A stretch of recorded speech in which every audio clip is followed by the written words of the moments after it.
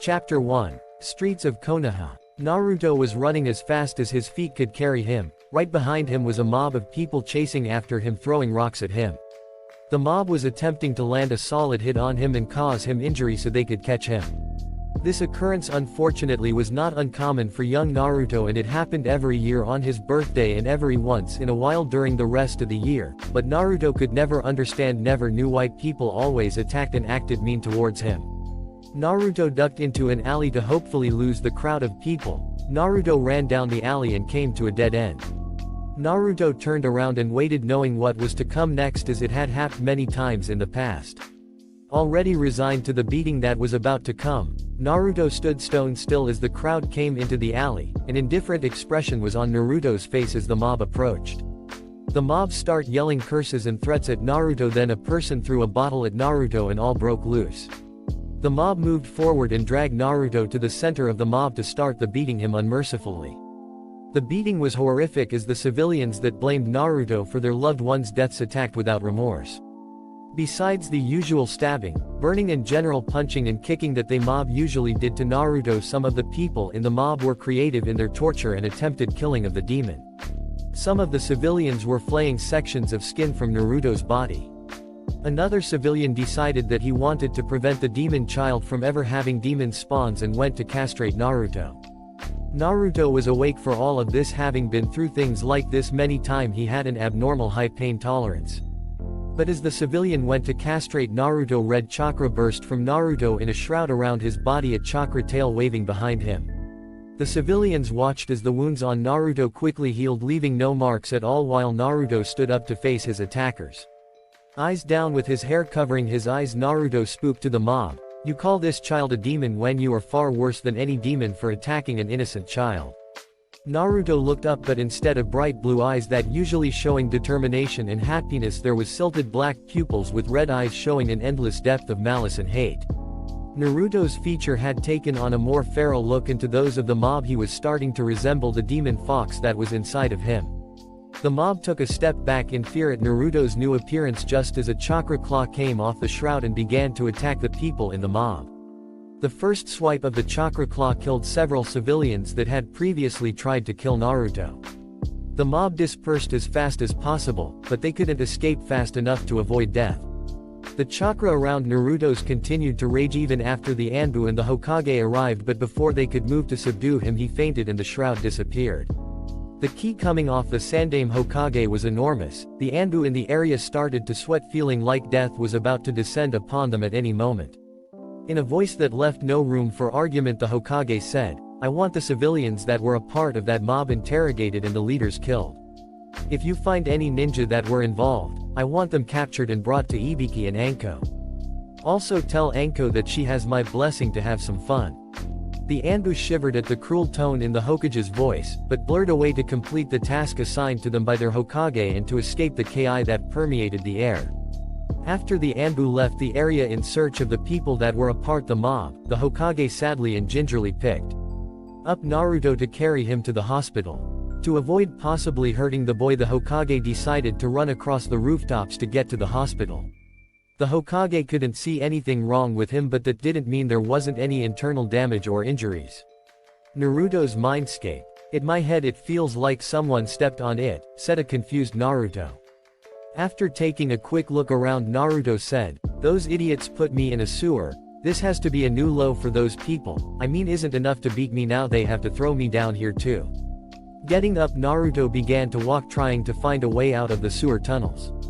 As Naruto walked in the tunnels, he noticed the pipes that lined the walls. After exploring the tunnels for a time, Naruto came to a large room with a giant cage making up one of the walls. Naruto walked towards the colossal iron bars of the cage to see what was inside. Naruto came to the edge of the cage and peered inside.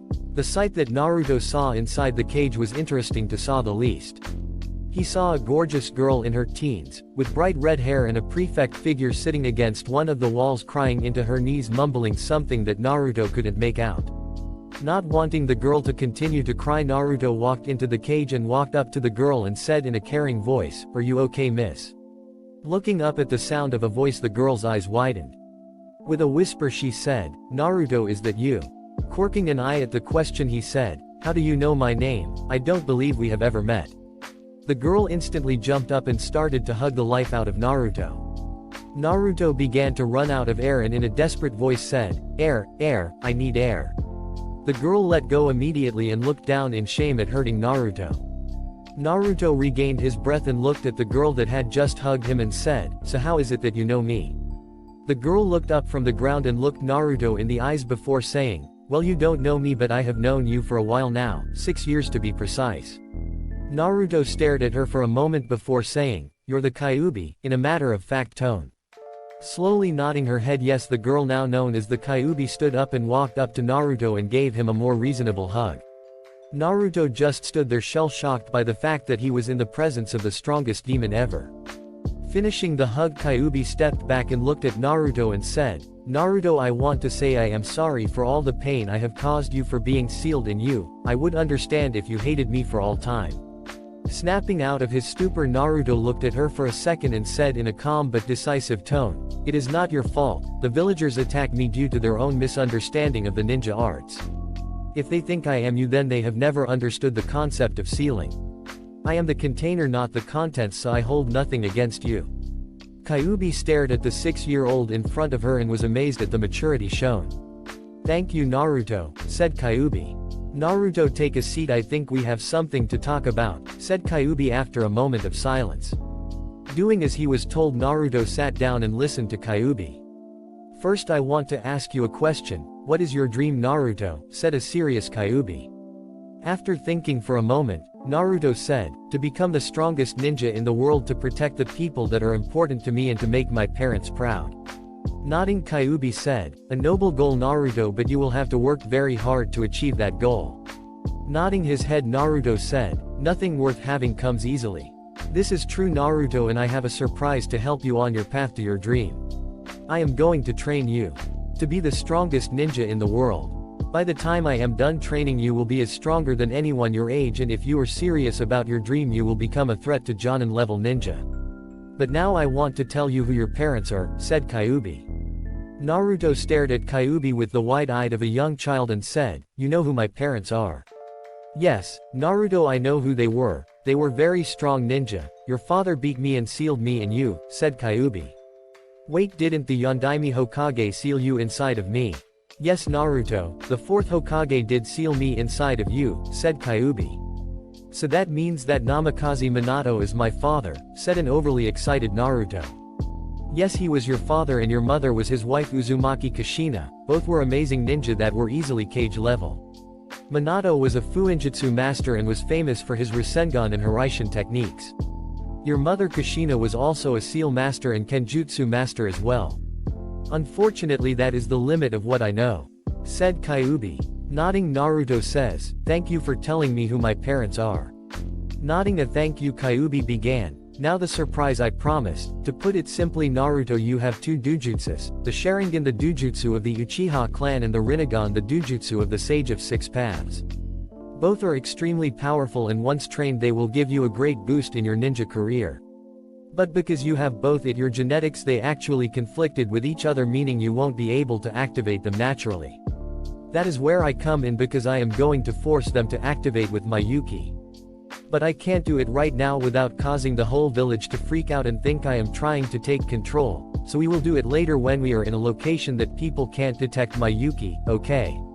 Looking up at Kyuubi with a mixture of excitement and awe, Naruto nodded his head, slowly absorbing the information that was just told to him.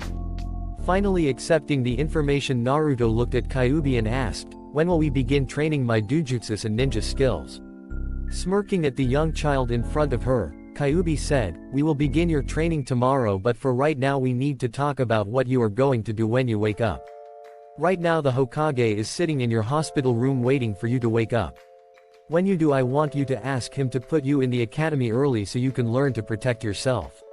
This will be a cover because I want you to fail the final twice when you get to your 4th year in the academy, so you seem to the populace of the Leaf Village as an idiot, so they won't bother you. But in this time I will be training you to be an elite ninja.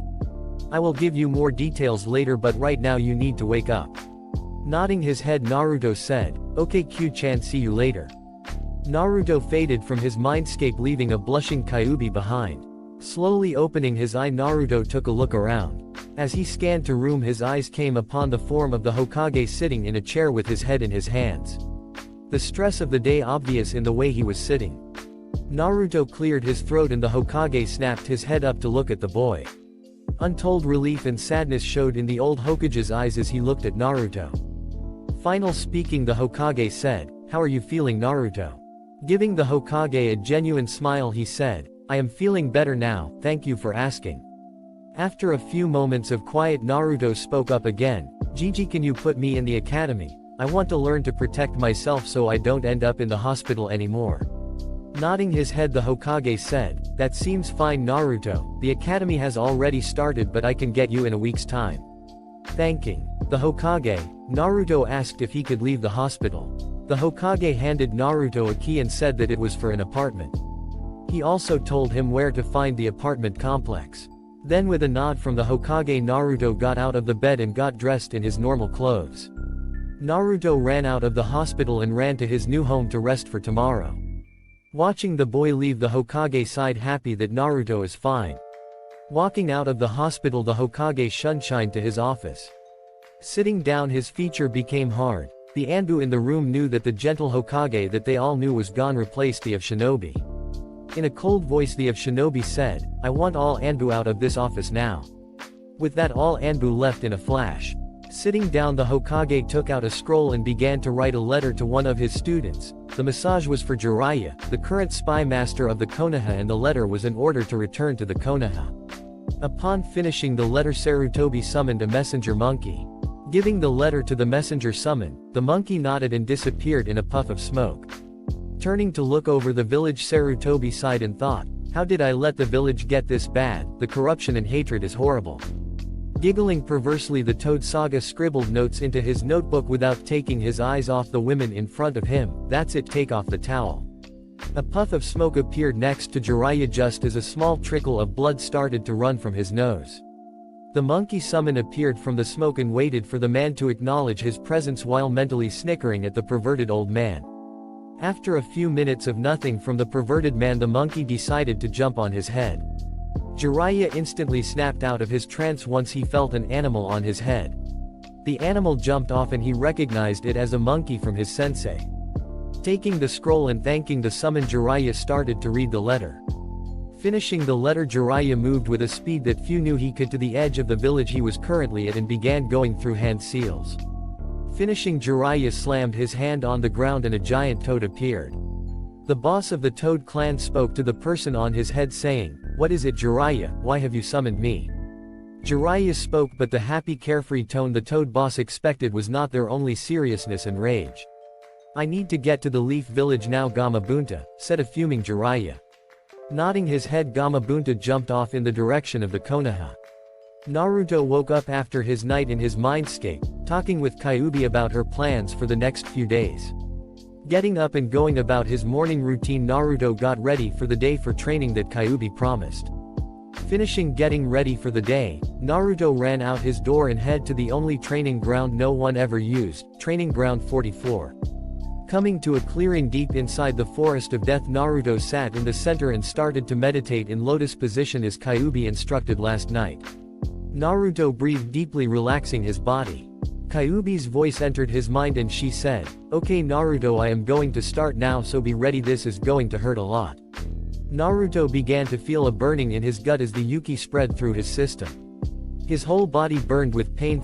His body changed to accept the genetic change. It was the worst pain that Naruto had ever felt, greater than any beating he had ever received from the civilians. Naruto yelled in agony as the process came to its peak. Holding his eyes in an attempt to stop the pain radiating off of them, after an hour of constant pain, Naruto felt the energy begin to fade and the pain ease in his eyes. Once the pain had faded, Naruto winced at the sunlight. When he opened his eyes, everything seemed to be brighter than before. He walked over to a stream that cuts through the clearing and looked at his reflection. Staring back at him was his reflection, but instead of piercing blue eye that he was used to, purple eyes with a dot-like pupil, concentric rings and 9 tomes surrounding the pupil, picture of the story. But then he looked at the rest of his reflection and he noticed he looked older. Kyuubi whistled and said, While that looks cool, it seems that the two dojutsus merged into a single version. It also looks like that forcing the dojutsus to awaken had the bonus of causing them to both mature to their final stage. It also appears that awakening the dojutsus have forced your body to mature more quickly to be able to support the Rinnegan and Sharingan. If I was to guess, you have aged 4 years in the last hour, meaning you are physically a 10-year-old. This is not bad, but we will have to watch to see if this causes problem later. But for now I will put up an unbreakable henge on you to cover up the fact that you suddenly got older and grew so much. Kyuubi put a henge on Naruto and then went back to talking to him. Now we will move on to training other things, and we will work on your training for your dojutsu later. But first, Naruto, I want you to learn a jutsu that will allow you to accelerate your training. It is called the Shadow Clone Jutsu and it is extremely useful. Your father used this technique quite a bit to become so strong. Now to perform this jutsu you have to make a cross with your fingers and channel chakra. Like this, Q-chan, said Naruto. Yes, that is perfect. Now just picture yourself while you channel your chakra and then you will get a clone, said Kyuubi. With that, a puff of smoke and out popped a half-dead clone of Naruto. Try again, kid, you won't get this one your first try, said an encouraging Kyuubi. Naruto gave a mental nod to Kyuubi and continued to practice. After 2 hours of practice, Naruto finally managed to create a perfect clone. Dispelling his clone, Naruto heard Kyuubi's voice enter his mind. Great, kid, that is perfect. Now I can tell you why this jutsu is so great. The shadow clone was originally used as a scouting technique because of the clone's ability to transfer information after it dispels.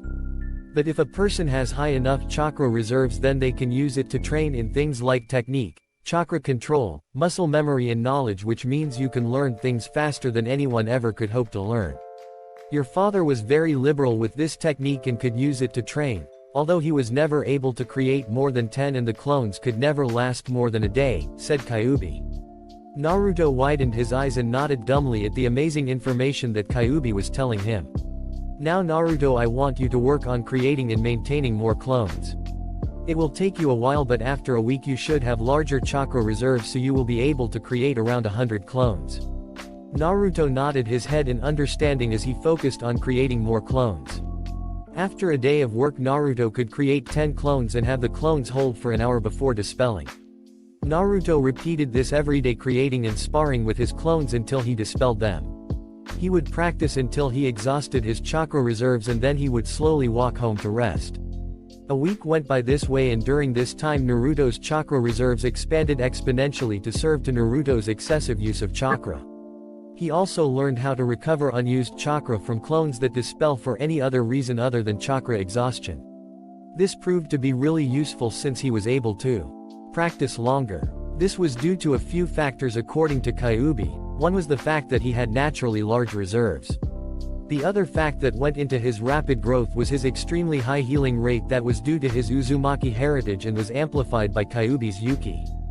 After a week of training, Naruto once again arrived at his training spot and heard Kyuubi say in his mind, "Alright, create 100 clones, but you will need to mix my Yuki with your chakra to create that many clones and not be tired, so do the hand seals and I will focus the Yuki," stated Kyuubi. Naruto did the hand seals and shouted out, "Shadow Clone Jutsu." A giant puff of smoke surrounded Naruto and 100 clones appeared. Now Naruto, I want 25 of them to do the leaf floating exercise I showed you last night in your mindscape. Then have another 25 go to the library to start reading about taijutsu, ninjutsu, genjutsu, fuinjutsu, kenjutsu and chakra control techniques. Have the other 50 stay here, I have other plans for them, said Kyuubi. Naruto caught his breath from the massive amount of effort it took to summon that many clones and adopting an authoritative tone. Naruto ordered a fourth of the clones to start practicing the leaf floating exercise. He then told another fourth of the clone to go to the library and start reading books on taijutsu, ninjutsu, genjutsu, fuinjutsu, and kenjutsu and chakra control techniques, and to do it discreetly as to not draw suspicion.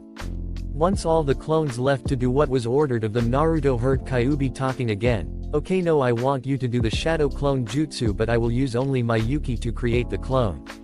Naruto made the cross hand sign while Kyuubi channeled her Yuki.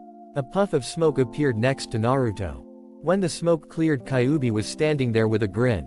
Naruto stared for a moment before asking, How you are out of the seal, said Naruto. I'm not actually free of the seal, see, said Kyuubi, as she points to a collar around her neck with the kanji for seal on it. Naruto nodded in acceptance at the information and said, okay, so what are the last 50 clones for? Kyuubi quickly made 2 more clones of her person and explained, one group is going to be learning Fuinjutsu from me while another will be learning my personal taijutsu style as well as a few others I think will fit you. Once again Naruto nodded in acceptance before asking, okay then what training am I going to be doing? Excellent question Naruto, you be working out to strengthen your body while you clones learn. Now for the next month I want you to run around the entire village 5 times. With each lap you complete I want you to then stop and do 200 sit-ups and 100 push-ups, said Kyuubi. Naruto looked at Kyuubi while imitating a fish. Kyuubi looked at Naruto and said, if you want to be strong then you have to work hard, it is that simple, now get going. Naruto turned around and started running. Once Naruto was far enough away Kyuubi called out, Anbu-san you can come out now. The raven-masked Anbu appeared in the clearing across from Kyuubi and asked, who are you? I think you can figure it out, Uchiha, said Kyuubi as she changed into her Hanyu form displaying her 9 tails. With a stoic face the Anbu responded, you're the Kyuubi aren't you? Kyuubi smirked and said, see I knew you could guess it but now I have to ask you not to tell the Hokage. Naruto needs to be trained and he needs to have someone in his life that cares for him. I am that person right now and if you tell the Hokage then he might have Jiraiya the Toad Sannin tighten the seal on me. I also want to clarify and say I am only a shadow clone so I can't actually do anything to the village. And as you can see, pointing to the collar on her neck, I still have the seal on me so I can't do anything to harm Naruto. The Anbu was silent for a moment before saying, I will not tell the Hokage as I want to see how this will play out before I potentially bring misfortune down on Naruto, but if you do anything to influence him or if I see any sign of betrayal from you then I will end this. Naruto will also have to come clean as well, seeing as Naruto will definitely be much stronger than his classmates when he enters the academy. Nodding the Kyuubi said, I know he will have to tell the Hokage eventually but I don't want anyone interfering with his training right now as he is still too weak to actually defend himself, but I am guessing the old monkey sent you to guard Naruto. By the way what is your name? Taking off his mask the Anbu began to speak, my name is Itachi and as you said before I am from the Uchiha clan. Well nice to meet you, Kyuubi said politely before Itachi disappeared once again into the shadows of the forest. Chapter 2. Time skip. Week later. Naruto was running through the forest of death looking for his training spot so he can start working on a jutsu Kyuubi wanted him to learn. It was called the Blood Clone and Kyuubi said that it would help with keeping his training secret until Naruto was ready to reveal his true power. Entering the clearing that Naruto was looking for, he thought of Kyuubi's plan to hide his true abilities for the civilians. Flashback. Okay Naruto, tomorrow I am going to have you create a new kind of clone. It will be stronger than the shadow clone and will have the same ability to transfer anything it learns to you, but the difference is it will not dispel until it is wounded lethally. This clone is called a blood clone and we will be using it so I can train you during the day while the clone does what you normally would do or what we would want to make the civilian think you would usually do. The clone will also create your reputation as a troublemaker and a prankster. The clone will have half your strength and will generate its own chakra but about a tenth as quickly as you would, explained Kyuubi as Naruto listened intently. Kyuubi continued with her plan, once we make the clone it will pull pranks on the citizens on the Leaf Village that are mean to you. Then in 2 years when you can enter the academy the clone will go in your place and pass the academy for you so you can still learn everything that the academy has offer while you learn how to be an effective ninja from me, explained Kyuubi. Flashback end. Naruto smirked at the thought of surprising everyone when he finally takes the graduation exam and blows everyone else out of the water. Clearing his head Naruto began running through hand seals. Coming to a finish Naruto bit his thumb and gathered half of his chakra. Slamming his hand on the ground blood flowed from the bite mark and formed a red version of him. As the blood clone solidified it changed colors to match its creator. The process finally complete the clone saluted Naruto and ran off to start its mission of creating an alternate persona. With blood clone Naruto was having a fun time. Since leaving the boss he had started to create the reputation of the village idiot and loudmouth. He also started to gather information on potential prank targets around the village. After that, Naruto went home to start to draw up a battle plan for future pranks that he would pull. Hokage office. Sarutobi was having an interesting day to say the least. After contacting his student Jiraiya and having him return to the village, he asked Jiraiya to create a spy network within the Leaf Village so that he could better control the village. He also ordered the removal and replacement of the matrons at the orphanage in which Naruto used to live. But the most important thing that came out of Naruto's attack was what Sarutobi assigned Jiraiya to do. Flashback. Sarutobi was sitting in his office attacking the bane of all cages, paperwork. As he started on a new document, something landed on his windowsill. Not even turning his head, Sarutobi said a pleasant tone, "Jiraiya, how good to see you." Jiraiya said in a serious tone, "Why is Naruto being attacked? I thought you were protecting him." Jiraiya, you have to understand that I have tried to keep him safe, but the people don't see a little boy but a demon in human flesh. If we are to help Naruto, I mean to truly help him, we need to create a village that won't hinder him as much as the leaf currently does, said a calm Sarutobi. Speaking again, Jiraiya said, "How can I help, sensei? I need you to expand your spy network to include the Leaf Village, and more specifically I need you to look into the Civilian Council. I am tired of the barricades and road blocks they put up when I try to help the village. I want to know everything in the village that affects the village's operation. I need to know who is clean and who needs to be dealt with. This is a dictatorship. It is about time I remind the Civilian Council of this fact," said a serious Sarutobi. Nodding, Jiraiya said, "Consider it done. It is about time you took control of the village, and I would love to be the one responsible for putting some of the civilians behind bars." "All right then, you are dismissed," said Sarutobi. Jiraiya shined away, leaving the Hokage alone once again. Flashback end. Jiraiya entered the Hokage office, snapping the Hokage out of his thoughts. "Report," said a serious Hokage. "It is worse than we thought. It seems that the Civilian Council has been selling village secrets to Iowa and the other nations for large sums of money. Everything from defense plans to the number of ninja we currently have," said a fuming Jiraiya. Taking the folder from Jiraiya, Sarutobi looked over the contents, finally speaking. "It appears they have also been taking money from the village coffers and the Namikaze account," said a furious Hokage. Speaking loudly, the Hokage said, "Anbu, assemble the council. It is time we deal with the corruption in the Leaf Village." With that command, the Anbu in the room shined away to complete their leader's orders. The Hokage and Jiraiya laughed evilly at the thought of the council meeting that was to take place. An hour later, the Hokage walked at the council room and sat down. Every council member looked at the man with interest, wondering what he could want. The Hokage looked around before smiling and saying, "I called you all here to discuss the information I have received from Jiraiya. As it turns out, many members of the Civilian Council have been selling information to Konoha's enemies." The Civilian Council went into an uproar imminently at the accusation, before the Hokage saturated the air with chakra and killer intent. The Hokage then continued by saying in a stone-cold tone, "I have recently had a wake-up call and have realized that I have let my responsibilities slip in my old age, but I intend to correct that." At the end of his short speech, Anbu appeared behind members of the Civilian Council and slit the throats of the members that had committed acts of treason against Konoha. The Anbu then cleared the room of the dead before the Hokage looked to the Ninja Council and said, "I imagine that there are no objections to my actions." The heads of the various ninja clans in Konoha remained quiet, although there were a few members that were extremely glad to be rid of the Civilian Council. Having not received a response, the Hokage started to speak once again. "Well, I am glad that my judgment is not being questioned here, but I have a message for the council as a whole. This village is a dictatorship, not a democracy.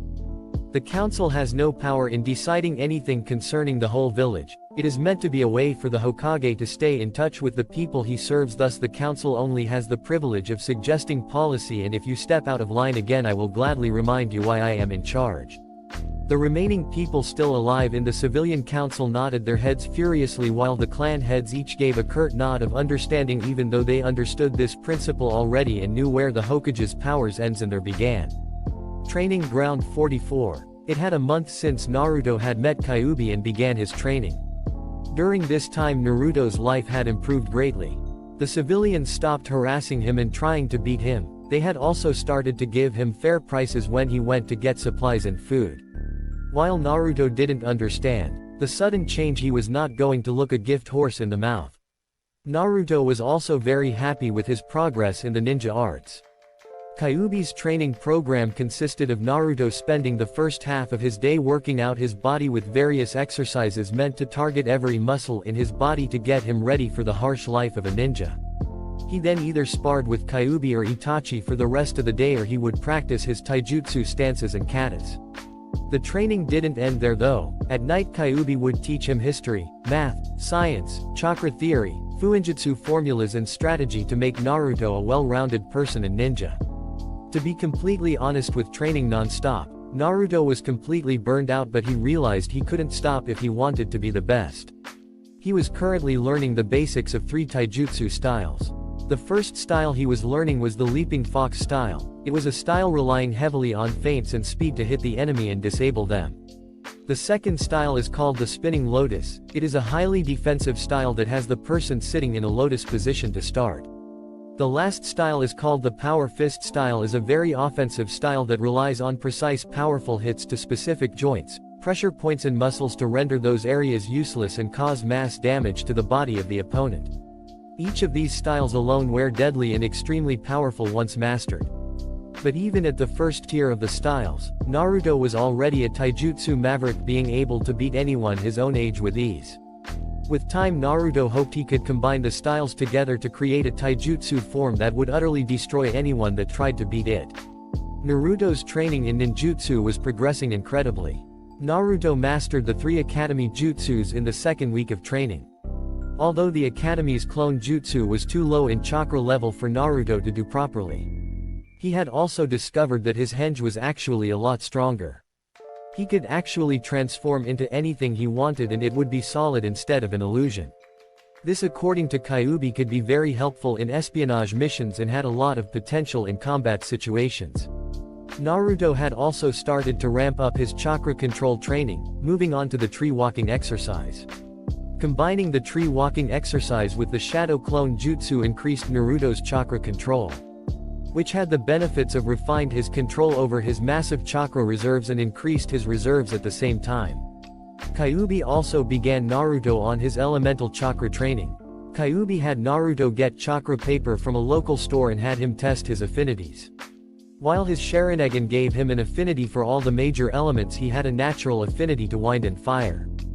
After that, Kyuubi had him start learning to control his wind nature by having him try to cut a leaf in half using only chakra. Naruto and Kyuubi also found out through trial and error that Naruto had no ability or talent in casting a genjutsu without the use of his dujutsu. But his massive reserves allowed him to dispel almost any genjutsu. Kyuubi was trying to teach Naruto how to detect genjutsus. Itachi proved very helpful in this field, putting Naruto in various genjutsus while they sparred to see if Naruto could break them while fighting. Itachi also taught him some genjutsus that he could cast with his Sharingan portion of his dujutsu. The field in which Naruto was doing the best was fuinjutsu. Kyuubi had Naruto read books on the subject before she even let him start to work on writing them. While Naruto usually hated to read, he actually found anything related to fuinjutsu too extremely interesting, and gave Kyuubi no issues whenever she made him read more on the subject. Kyuubi suspected it was his Uzumaki blood showing though, but after that Kyuubi had him read up in the subject, she started to show him the lowest level seals she knew and how to write them. This consisted mostly of storage seals and explosion seals. Naruto worked with a group of clones to learn the formulas that had to be written perfectly in order for them to work. Naruto also picked up some more low-level seals from the books he read and started to practice them as he mastered others. Naruto had mastered so many lower-level seals that Kyuubi started him on some of the more difficult material and had him work on combining the simpler seals together to create different results. Naruto was even selling the lower-level seals he mastered to a local weapons shop that allowed him to be there. Naruto sold his seals under a henge alias which he named Arashi Uzumaki and was making a small fortune due to the popularity of the seals and the lack of competition. Surprisingly, there was a lack of quality seal masters in the village. Naruto also became friends with the owner's daughter. Tenten. She was a year older than him, but they got along really well despite the age difference. Naruto was also started to train with chakra weights, an item Naruto found while looking around at the weapons shop.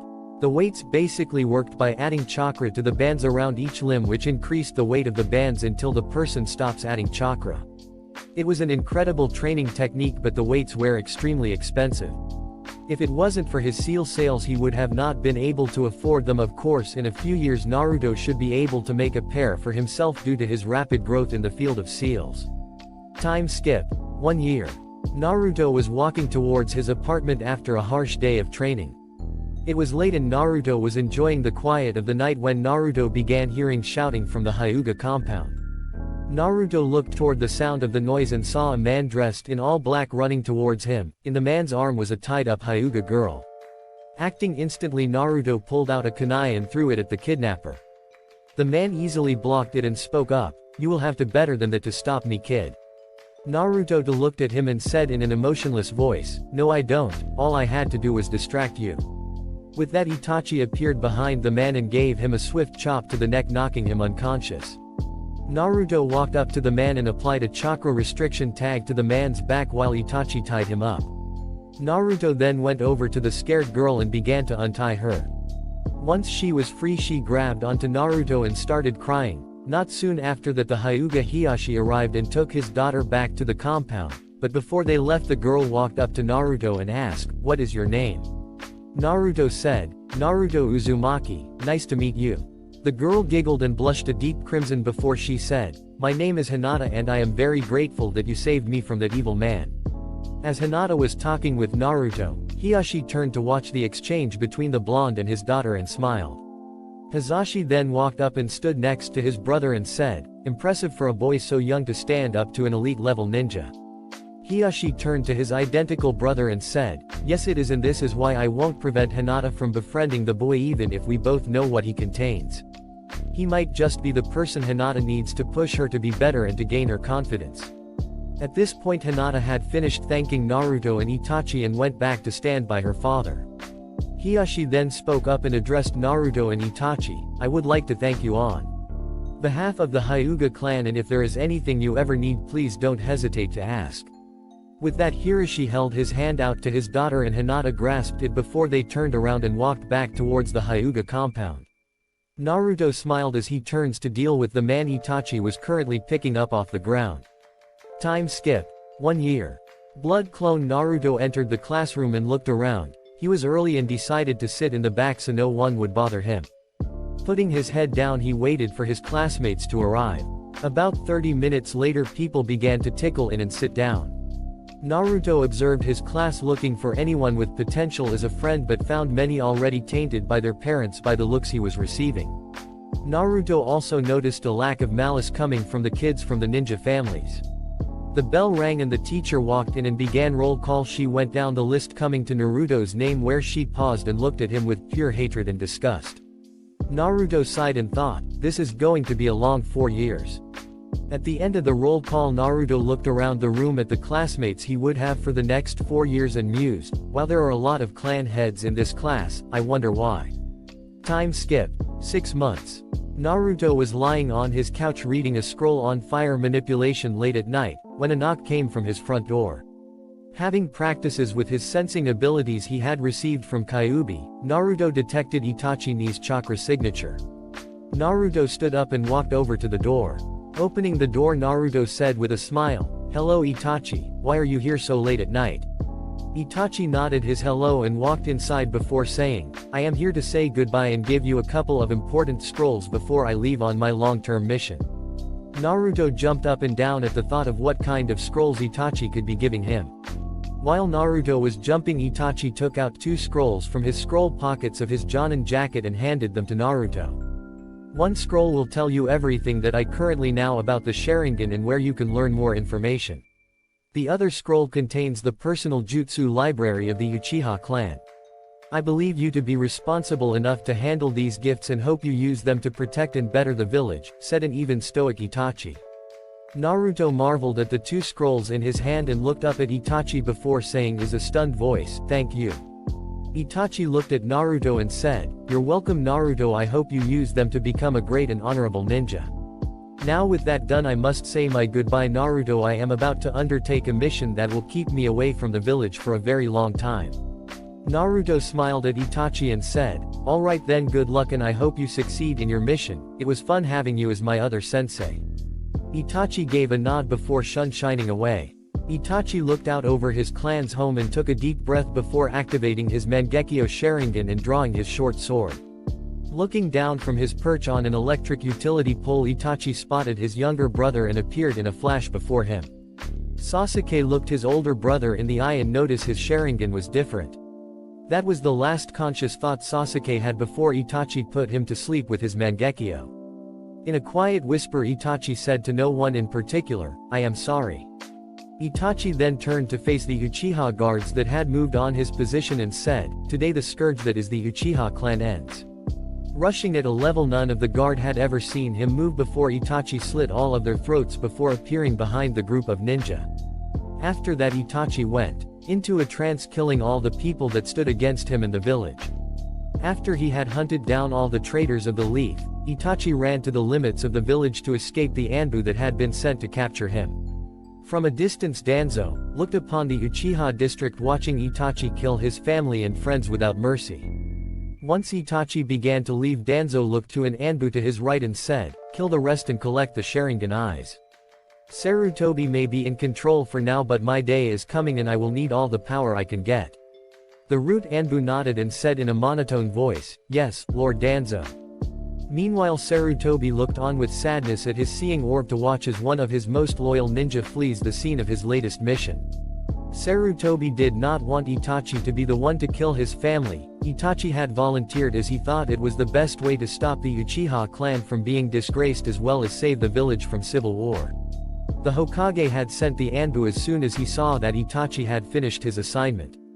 After the Anbu left, Sarutobi turned to look out over the village.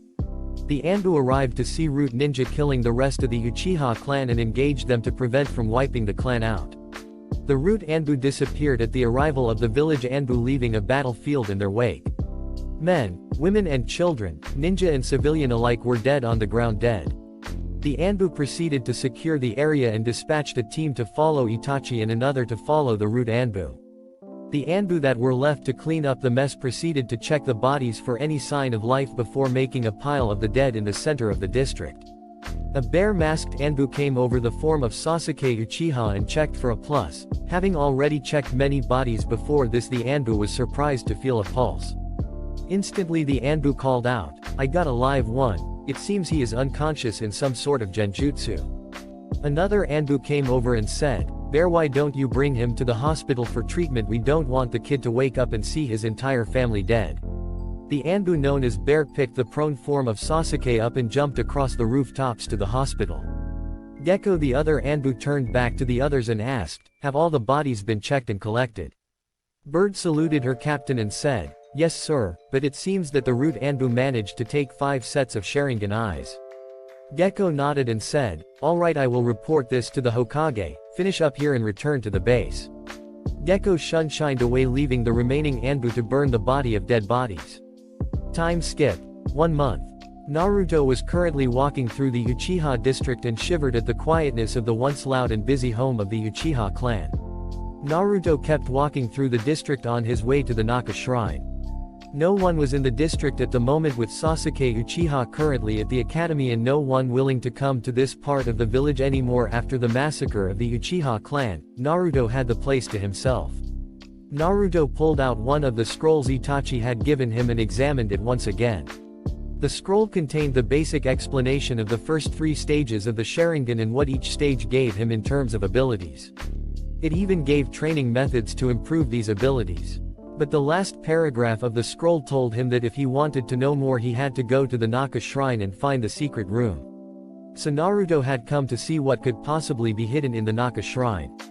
Naruto arrived at the shrine and walked inside the sacred Uchiha building. He then proceeded to search the place to find the secret room talked about in the scroll Itachi had given him. After a half-hour of searching, Naruto found a trapdoor under one of the mats on the floor. Naruto opened the door and descended into the dark. Naruto used fire manipulation to make a small flame appear in his hand. What Naruto then saw surprised him greatly. The room was a shrine of some sort with a tablet on the altar. Naruto walked over to the tablet and picked it up to show what it said, but to Naruto all it showed was random lines and it made no sense. After examining it for a while and trying to discern why Itachi had sent him to find this, Naruto had an idea. What if it could only be read by an Uchiha or a person with their bloodline limit? Naruto then activated his Sharingan and looked at it again, and this time Naruto could read it clearly. In fact, he could read the whole thing. Naruto then decided that he had stayed in this creepy place long enough. Naruto pulled out a storage scroll and stored the tablet in the scroll so he could read the whole thing later and see what he could learn from it. Time skip. 3 years. Naruto was currently sitting in the middle of a clearing meditating when Naruto decided to visit Kyuubi in his mindscape. Naruto entered his mind and came to the familiar tunnels that make up his subconscious. Naruto began walking through his mind and eventually came to the end of the tunnel, and it opened up to a green field that led into a forest. It had been some time ago, but Naruto had managed to master his mindscape and could alter the scenes in it. Kyuubi had helped him do this for 2 reasons. One, Kyuubi didn't have to live in a sewer anymore, and if a Yamanaka ever tried to invade Naruto's mind, Naruto would be able to defend his mind from their prowling. Naruto crossed the field and walked into the forest to where Naruto had created house for Kyuubi. As Naruto walked through the forest he saw the wildlife he had created to fill the forest. Naruto came to a clearing in the forest and saw the house that Kyuubi was using. He walked up to the front door and walked inside without knocking. Once inside, Naruto heard a faint moaning coming from Kyuubi's bedroom. Curiosity got the better of Naruto and he went to investigate. Naruto walked towards Kyuubi's room quietly and opened the door to Kyuubi's room very slowly as to not make any noise. The sight that Naruto saw before him caused his face to turn a deep shade of red. The sight before Naruto was a completely naked Kyuubi lying on her bed with her legs spread while Kyuubi massaged one of her in one hand and she fingered herself with the other hand. Naruto was in shock and frozen with a combination of fear from what Kyuubi would do when she notices him and interest of seeing a girl naked for the first time. All of a sudden Kyuubi climaxed and she screamed out, "Ow Naruto, don't stop." Naruto instantly fainted from embarrassment and sexual overload. When Naruto's head hit the floor, Kyuubi instantly had her head up looking for the source of the noise. Her eyes landed of the crumpled form of Naruto and her face turned a light shade of red at being caught by her container masturbating. Kyuubi grabbed a robe and put it on before she picked up Naruto and put him on her bed until he came to. Kyuubi lay down next to her container and most recently love interest and stroked his hair as he slept. Naruto was out for an hour before he finally came to. Naruto's eyes fluttered open and his eyes land on Kyuubi's face and he instantly started to blush again as the memories came back to him. When Kyuubi saw his eyes open, Kyuubi said in a sweet voice, "Hey there sleepyhead." Naruto sat up at this and turned to her and said in an apologetic voice, "I am so sorry." Kyuubi put a finger to his lips and stopped him from talking and she started to talk. "Naruto, you have nothing to be sorry for. I should have locked a door or something, plus I should have noticed when you entered your mindscape. But that is not really the point of the matter at the moment, as I think it is time you learn about woman." Time skip. 5 months. Naruto woke up and began getting ready for the day. He made a quick breakfast of eggs with ham bits cooked into it. As he was eating, Kyuubi woke up and began to chat with Naruto in his head. "Are you ready for today, Naruto?" Naruto thought back, "You're the one who trained me for this day, so I believe I am beyond ready to become a ninja." Both laughed at that, seeing as Naruto had changed a lot over the 6 years Kyuubi trained him. The once scrawny child was now replaced by a well-toned, quick-witted ninja. While he still retained his prankster attitude and hyper-personality that came with a kid his age 12. But the most notable change would be today when he starts acting like himself instead of a stupid loser. One of the extreme changes that happened over the 6 years of training was the age in which Naruto appeared. Thanks to the Sharingan, his physical age has increased rapidly and he appeared to be 18. He wasn't complaining, since one of the benefits of this was he was many times stronger than any of his classmates and he could henge to look his actual age, so it wasn't a problem. Walking to his closet, Naruto picked out of his wardrobe a black Anbu pants with orange and red flames on the bottom cuff of each leg. He also pulled out a black ninja jacket with Uzumaki crest on the back. The kanji for fox was also written above the Uzumaki crest. Naruto smirked as he looked at the new clothes, thinking of the shock to the people in his class at his new look. Laughing at the thought of his old attire, Naruto couldn't help but smile at the patrols of Anbu he had avoided in that monstrosity as training in stealth. Kyuubi thought that if Naruto could be stealthy in the Kill Me orange jumpsuit, then it would be 10 times easier in colors that actually blended. Naruto shook his head at the weird training and continued to get ready, attaching a kunai pouch and shuriken holster. Finishing getting dressed, he walked out of his apartment. Think of what today meant. As he walked, he realized it was graduation exam day, and today is the day he finally shows some of his abilities and stopped acting like an idiot, especially to a one Hyuga Hinata who he knew had a crush on him. His clone only acted dense so he could keep up his act as the class idiot. Of course he suspected that his friends Shikamaru, Choji and Shino already knew that he was hiding something, if not all of them then Shikamaru definitely, even if he never said anything about it. It amazed him sometimes how lazy Shikamaru could be. Naruto remembered the first time he met Shikamaru. Naruto met them when they entered the academy 4 years ago. Flashback. Naruto was sitting alone on the swing in the schoolyard eating his lunch when a person walked over and asked he could sit with him. Naruto agreed instantly. This person turned out to be the Choji. Not soon after, 2 more people walked up to the small group and start talking to Choji. A kid with a pineapple hairdo started speaking. "Hey Choji, who is the guy with the blonde hair?" Choji shook his head and said, "I don't know Shikamaru, but he was kind enough to let me sit here." Naruto instantly spoke up and said, "My name is Naruto, it is nice to meet you." The kid now known as Shikamaru spoke again saying, "My name is Shikamaru and the guy next to me is Shino, and you have already met Choji. So do you think we can sit here to eat? The rest of the yard is already divided up." Naruto nodded in confirmation and the 2 boys sat down. Shikamaru lay down and began to watch clouds.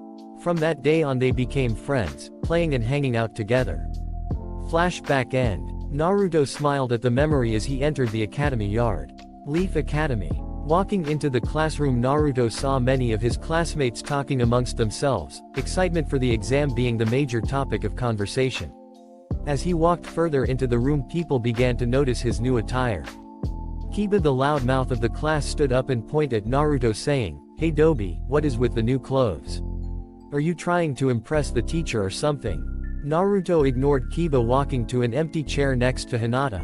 Naruto spoke up and said, "Is it okay if I sit here?" Hinata nodded with a massive blush covering her face, not trusting her voice at the moment. Sitting down next to Hinata, Naruto noticed Sasuke glaring at him. Kiba, having been ignored, stepped in front of Naruto and said, "I asked you a question, loser, and I expect an answer." Naruto looked at Kiba and released some ki before saying, "You should learn your place, mutt. Don't demand something unless you are ready to back up what you are saying." Kiba was furious at being talked down to by the class clown. Kiba sent a punch at Naruto only to see that Naruto had moved. Naruto appeared behind Kiba and sent a quick chop to his neck, rendering him unconscious. Kiba's body crumpled to the floor as Naruto turned to his friends to talking to Shikamaru as Choji ate his chips and Shino, well, Shino doesn't talk that much. At this moment the banshee of the class, Sakura, decided to make herself known. "Hey Naruto, stop trying to look cooler than Sasuke." Naruto covered his ears and said, "Stop screaming, you loudmouth banshee, you are hurting my ears." Sakura yelled back, "I do not talk that loud, you loser." With a resounding chorus the whole class said in unison, "Yes you do." Sakura went back to fawning over her crush as Naruto went back to talking with Shikamaru, and Shino occasionally would put in his 2 cents when the topic was something that he found interesting. Iruka and Mizuki eventually walked in and quieted the class. Iruka told one of the civilian-raised students to wake Kiba. After Kiba was roused from his sleep, Iruka went into a long speech about the future and what becoming a ninja was all about. Mizuki then passed out the written exam and started the time. Naruto flipped over his test and noticed that he had a test meant for Chunin. Naruto examined the test and found a genjutsu on it, quickly dispelled the genjutsu with a discreet kai. Naruto began to fill out the test. As Naruto wrote down answers, he noticed that Mizuki had not taken his eye off of him. Naruto began to wonder what Mizuki was up to. After the written exam, Mizuki and Iruka brought everyone outside to test their throwing ability. Kiba was up first and scored a 7 out of 10. As Kiba walked by Naruto he said, "Beat that loser." Shino went next and Naruto, Choji and even Shikamaru cheered him on. Shino scored an 8 out of 10. After a few unimportant people went, Ino was up. She scored a 6 out of 10, which didn't surprise Naruto due to her lack of training and fangirl attitude.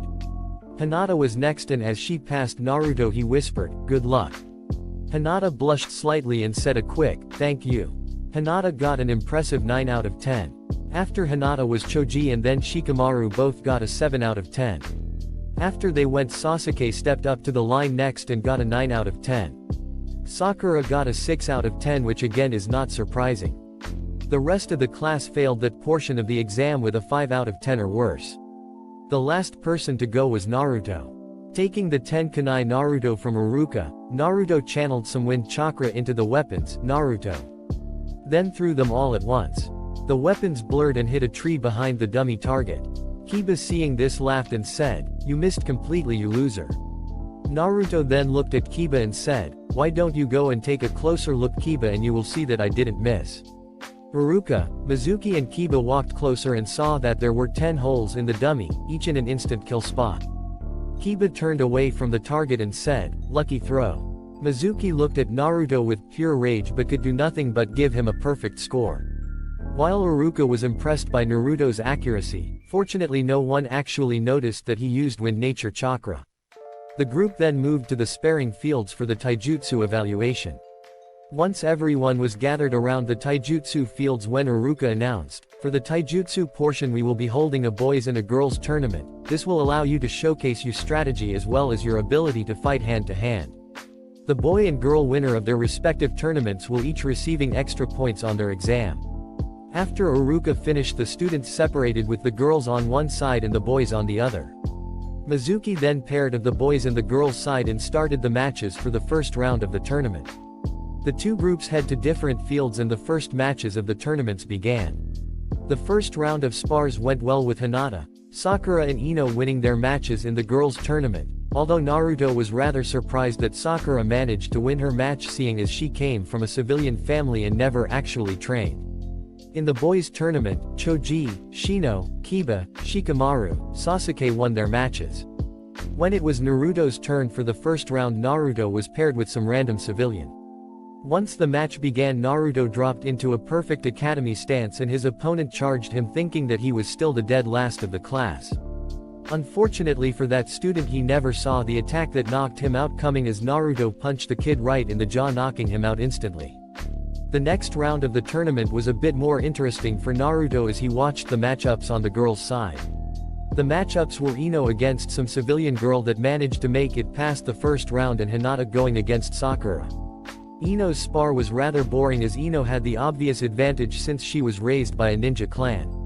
But the Hinata vs. Sakura fight turned out to rather funny. Sakura walked on the field with a smug smile and said to Hinata, "You might as well give up now, as I will win this match to prove to Sasuke that I am the best."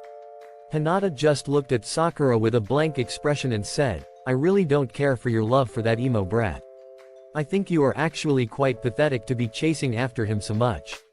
It was at this point that Sakura was fuming and said, "Well, who do you think is worth my time? The dead last, I mean, that is who you like, isn't it?" Hinata shaded her eyes with her hair and in a voice of controlled rage said, "Don't insult Naruto-kun." Iruka started the match and Hinata dropped into a gentle fist stance and charged Sakura. Sakura never stood a chance as she was using a sloppy academy stance and was nowhere near Hinata's level due to her lack of training and Hinata's constant training from her father since she turned 8. In the span of 10 seconds, Hinata had closed every major chakra point on Sakura's body. After that, Hinata straightened up and walked off the field while Iruka simply called the match and asked 2 civilian boys to carry Sakura to the infirmary. The boys' matches were definitely a decent show as it was Choji going against Kiba, Shikamaru going against Shino and Naruto going against Sasuke. Choji and Kiba put on a good show, but Kiba came out on top due to his clan's focus on taijutsu and Choji unable to use any of the jutsus that collaborate with his taijutsu. The next match was Shikamaru and Shino. It was a very slow match, but anyone that knew anything about the two fighting would have been impressed with the level of strategy involved. But in the end, Shikamaru forfeited because he thought it was too much a bother to get around Shino's bugs. It was then Naruto's match and Naruto was looking forward to this as he got to put the Uchiha brat in his place. Walking into the ring, Naruto fell into a perfect academy stance while Sasuke dropped into his family's style, the interceptor. Mizuki started the match and Sasuke charged Naruto. Naruto sidestepped his punch and then grabbed it, flipping Sasuke and throwing him into the ground. The air was pushed from Sasuke's lungs from the force of the impact. Naruto stood over Sasuke and said, "Not so tough now are you?" Sasuke rolled to the side and stood up again, attacking the blonde. Naruto weaved and blocked every single attack Sasuke sent his way. Sasuke jumped back to catch his breath. Naruto then said in a voice that even the teachers didn't hear, "My turn Tem." Naruto instantly blurred out of sight to everyone but the instructors. Naruto mercilessly destroyed the great Uchiha, causing many of Sasuke's fangirls to yell at Naruto to stop.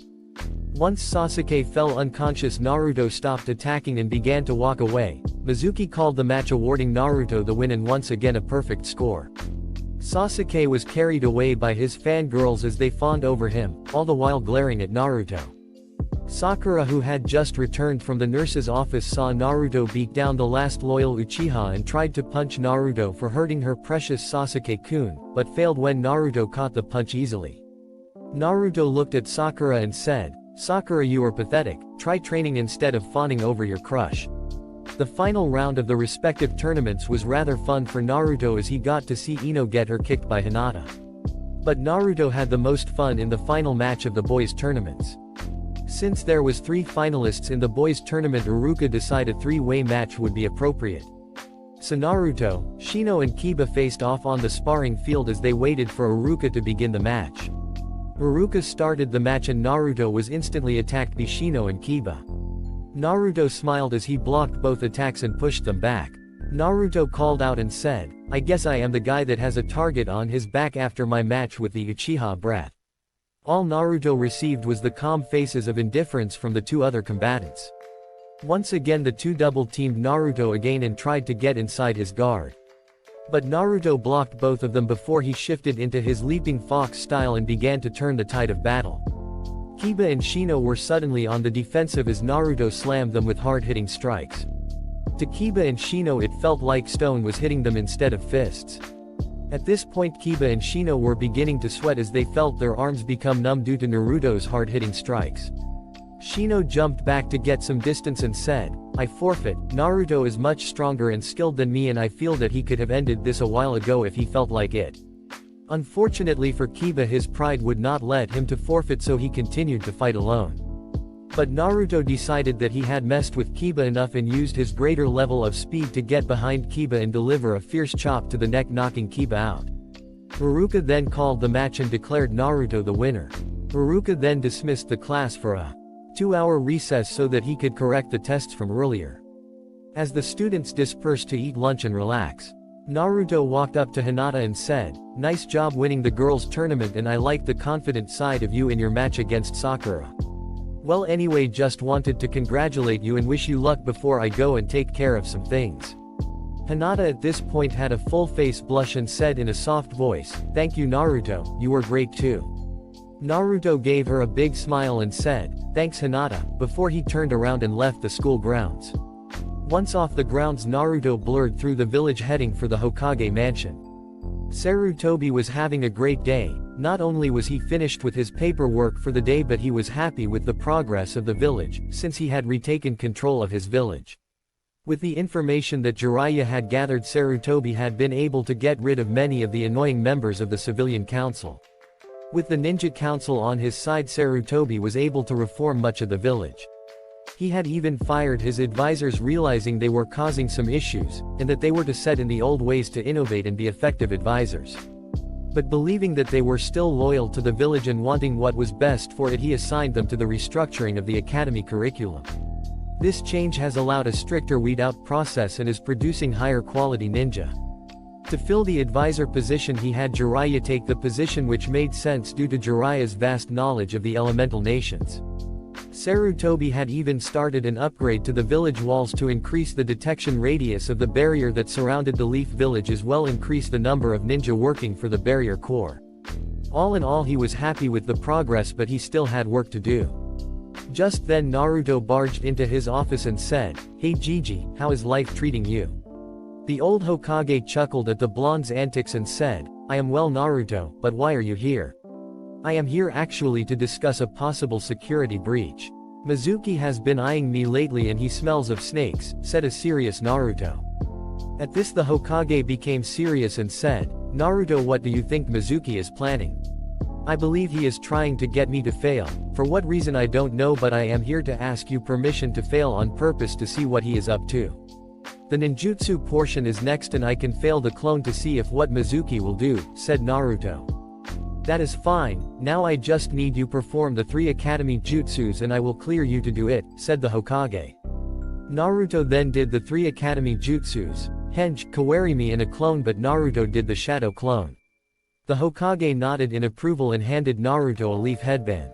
This will be a C-rank mission. You are to investigate what Mizuki is doing and stop him, said a serious Hokage. Saluting the Hokage, Naruto walked out of the office back to the academy. Naruto arrived back at the academy and saw everyone heading in for the final part of the exam. Walking into the academy, Naruto saw a line of people waiting outside the classroom waiting for their turn. Naruto waited until it was his turn to enter the room. Once inside, Iruka directed him to perform the academy jutsus. Naruto started with the henge. After hanging into a perfect copy of Iruka, he then switched places with Mizuki. Dispelling the techniques, Naruto then tried to perform a clone. Purposely overloading the technique, Naruto produced a half-dead clone with no color. Iruka then spoke up and said, I am sorry Naruto, you fail again. Mizuki then said, he did create a clone, so why don't we pass him? Iruka turned to Mizuki saying, the rules are clear, he needs to do it correctly to pass. With that, Naruto left the room and went to wait on the swing in the schoolyard. Not long after, Mizuki came out of the academy and walked up to Naruto. Hey Naruto, I know how you can still pass. You need to perform the extra credit exam, said a cheerful Mizuki. Fainting happiness, Naruto asked, what do I have to do to complete the extra credit exam? Mizuki smirked and said, all you have to do is take a special scroll from the Hokage's office and deliver it to me at this location without being caught. Pointing to a location on a map, Mizuki then tells Naruto what the scroll looks like and where in the office he can find it. Time skip. Night. Naruto ran along the rooftops of the Konoha heading for the Hokage mansion. Coming to a stop a few buildings away, Naruto watched the patrols guarding the mansion, looking for an opening where he could sneak past them into the Hokage's office. After an hour of sitting patiently, Naruto noticed a 30-second gap in the patrol rounds. Naruto sprinted to the Hokage office window. Reaching the window in a matter of seconds, Naruto slowly opened the window and slipped inside. Waiting for him in the office was none other than the Hokage. Wordlessly handing Naruto the forbidden scroll, the Hokage then said, you will need to knock me out to make this look convincing. Naruto smiled deviously and said, fine old man, but you are going to enjoy this. Naruto went through a series of hand seals and said transform. Naruto was then engulfed a cloud of smoke. As the smoke was clearing, the Hokage catch a glimpse of a hot young woman that was naked. The Hokage rocketed back and hit his head on the wall behind him, which knocked him out. Naruto laughed and jumped out the window, once again avoiding the Anbu patrols. Naruto ran to the spot Mizuki told him about but arrived 2 hours early. Naruto sat down and opened up the forbidden scroll. Naruto quickly started reading, and after an hour Naruto decides to copy the scroll so he could learn the techniques inside later. Pulling out a blank scroll, Naruto laid the forbidden scroll next to the blank one. Naruto was about to start writing when Kyuubi spoke up in his mind, Kid, instead of writing it, use this jutsu. A mental images of hand signs and the name of the jutsu went through his mind. Naruto then went through the series of hand seals that he had seen and slammed a hand on each scroll and whispered, information transfer jutsu. Writing appeared on the blank scroll, creating a perfect copy of the forbidden scroll. Naruto rolled both scrolls up and sealed his copy of the scroll into a storage seal inside his jacket. Naruto then gave a mental thanks to Kyuubi, but he was a little annoyed because that technique would have been helpful several times in the past. Not long after Naruto was done with that, Iruka appeared in front on Naruto. Naruto looked up at Iruka and decided to play it off as what Mizuki told him to do. Naruto said, Iruka-sensei, I did it, I learned a jutsu from the scroll and passed the extra credit exam. Iruka looked at Naruto like he had grown a second head and said, Naruto, there is no extra credit exam. Who told you that there was? Naruto responded cheerfully, Mizuki-sensei told me about it. Haruka heard clapping coming from behind him and he turned around to see Mizuki. Mizuki decided to speak and said, I am impressed you got the scroll demon. I mean you were the dead last in the class, even if you did extremely well on most of the final test. Looking towards Haruka he continued to speak while he unlatched a Fuma shuriken from his back. It is a shame that you had to get involved in this Haruka because now I have to kill both of you. Finishing his speech Mizuki hurled the shuriken at Naruto. Haruka moved to protect Naruto, but at the same time and with a speed neither of the older ninja thought that an academy student could move. Naruto managed to catch the shuriken by the ring in the center and redirected it back at Mizuki. It was only due to his years of training that Mizuki was able to dodge the large shuriken as it flashed by him and embedded itself in a tree behind him. Haruka looked at Naruto amazed and said, how did you do that? It should be well above your training and rank to do that. Naruto looked back at Haruka and said, there are a lot of things you don't know about me Haruka. Looking back to Mizuki Naruto spoke in a commanding voice, Mizuki you are under arrest for treason against Konoha and are sentenced to death. Mizuki looked at Naruto amused and said, like an academy student could take me. Naruto smirked and said, you shouldn't underestimate your opponents, especially one that is a Jinchuriki to the Kyuubi no Yoko. Both Mizuki and Haruka stared at him in shock while a single thought ran through both of their heads, how does he know about that? Mizuki decided to voice his thought and said, how do you know about that brat? It is against the law to tell you about it. Naruto looked at Mizuki and said, easy I meet the demon you were oh so afraid of and it explained to me what happened. Mizuki stared blankly before a thought ran through his mind, that was meant to unbalance him so it would be easier to kill him. Naruto made a hand sign while Mizuki was distracted shouted multi-shadow clone jutsu. Thousands of clones appeared in the clearing and once again Mizuki and Haruka shared a similar thought, holy. Naruto stepped forward and said, let's have some fun. All the clones jumped forward and proceeded to beat Mizuki within an inch of his life. Once Mizuki was completely incapacitated, Naruto walked up to Mizuki's form and lifted him up to so he was looking directly into his eyes. Naruto then activated his dujutsu and said, I hope you rot in jail for your crimes. Naruto then proceeded to rip Mizuki's soul from his body and absorbed all the information Mizuki had gathered in his life. Naruto then tossed the soul behind him, where the ghostly figure of the Shinigami was waiting for his prize. Naruto then turned to a scared Haruka. Naruto smiled sheepishly and said, so how is it that you keep finding me? I mean I can avoid Anbu yet you find me like it is nothing. Getting a hold of himself after seeing it was the same old Naruto, Haruka decided to answer his question and said, I invented a jutsu that lets me use my chakra as sonar. Once you are good with the jutsu you can find people easily. Naruto looked at Haruka and asked, could you please teach me the technique? Haruka laughed and said, you were always a fan of jutsu and technically you are not my problem to find anymore so I guess you can learn it. So here take this scroll it explains the jutsu and tells you how to do it. I was planning on giving it to you as a gift when graduated.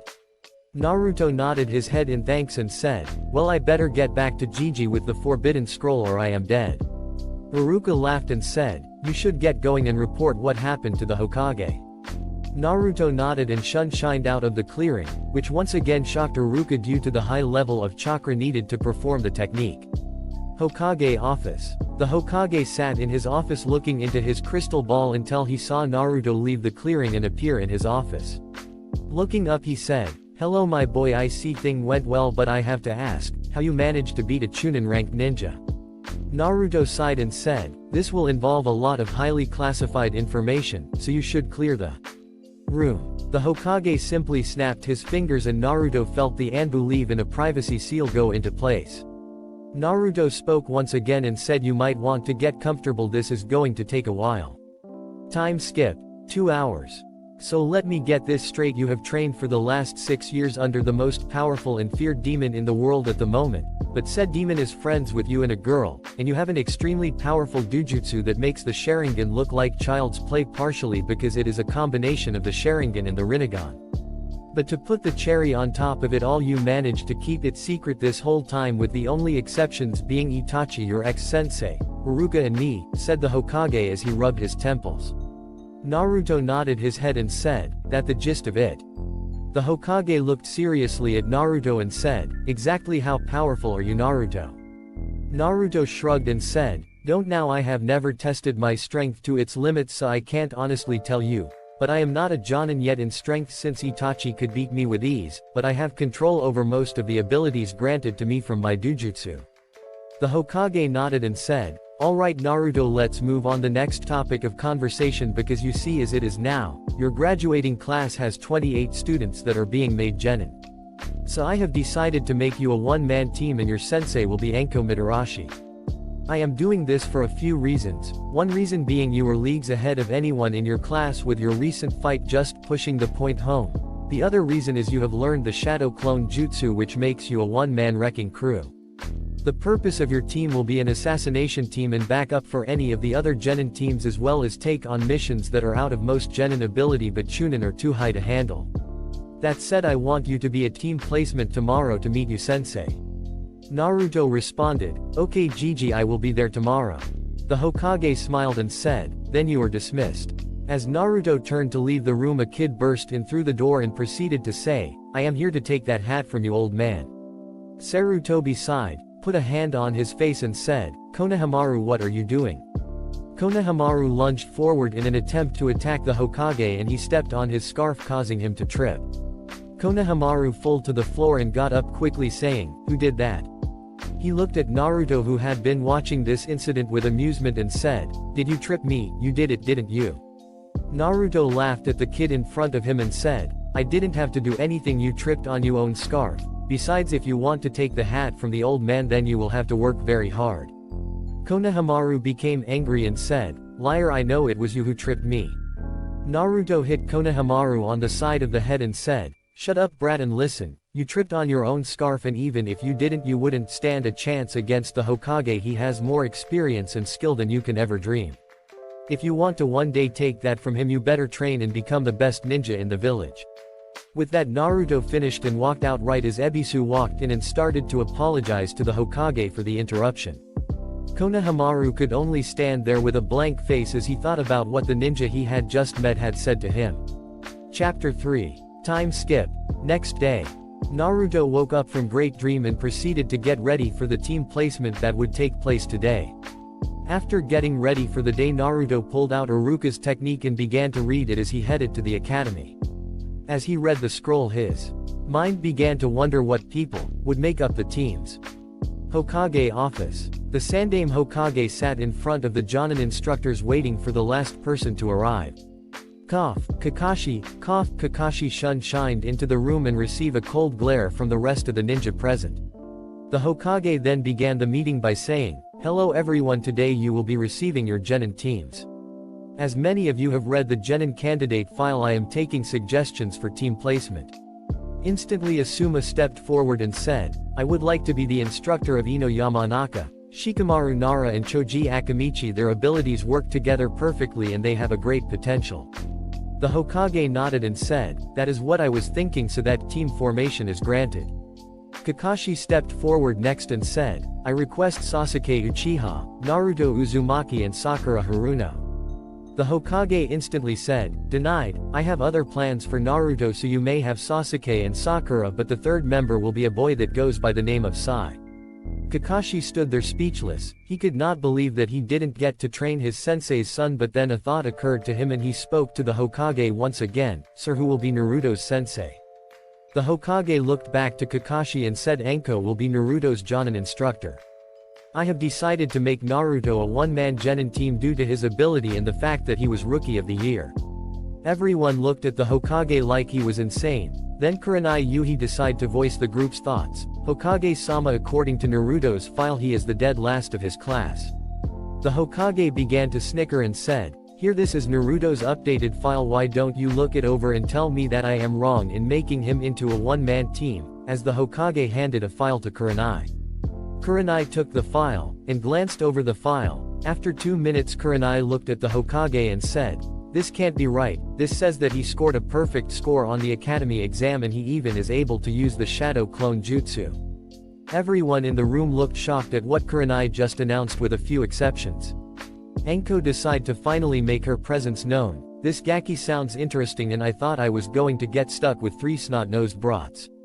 The Hokage turned to Anko and said, Anko, I am putting Naruto under you because I believe you can continue his training.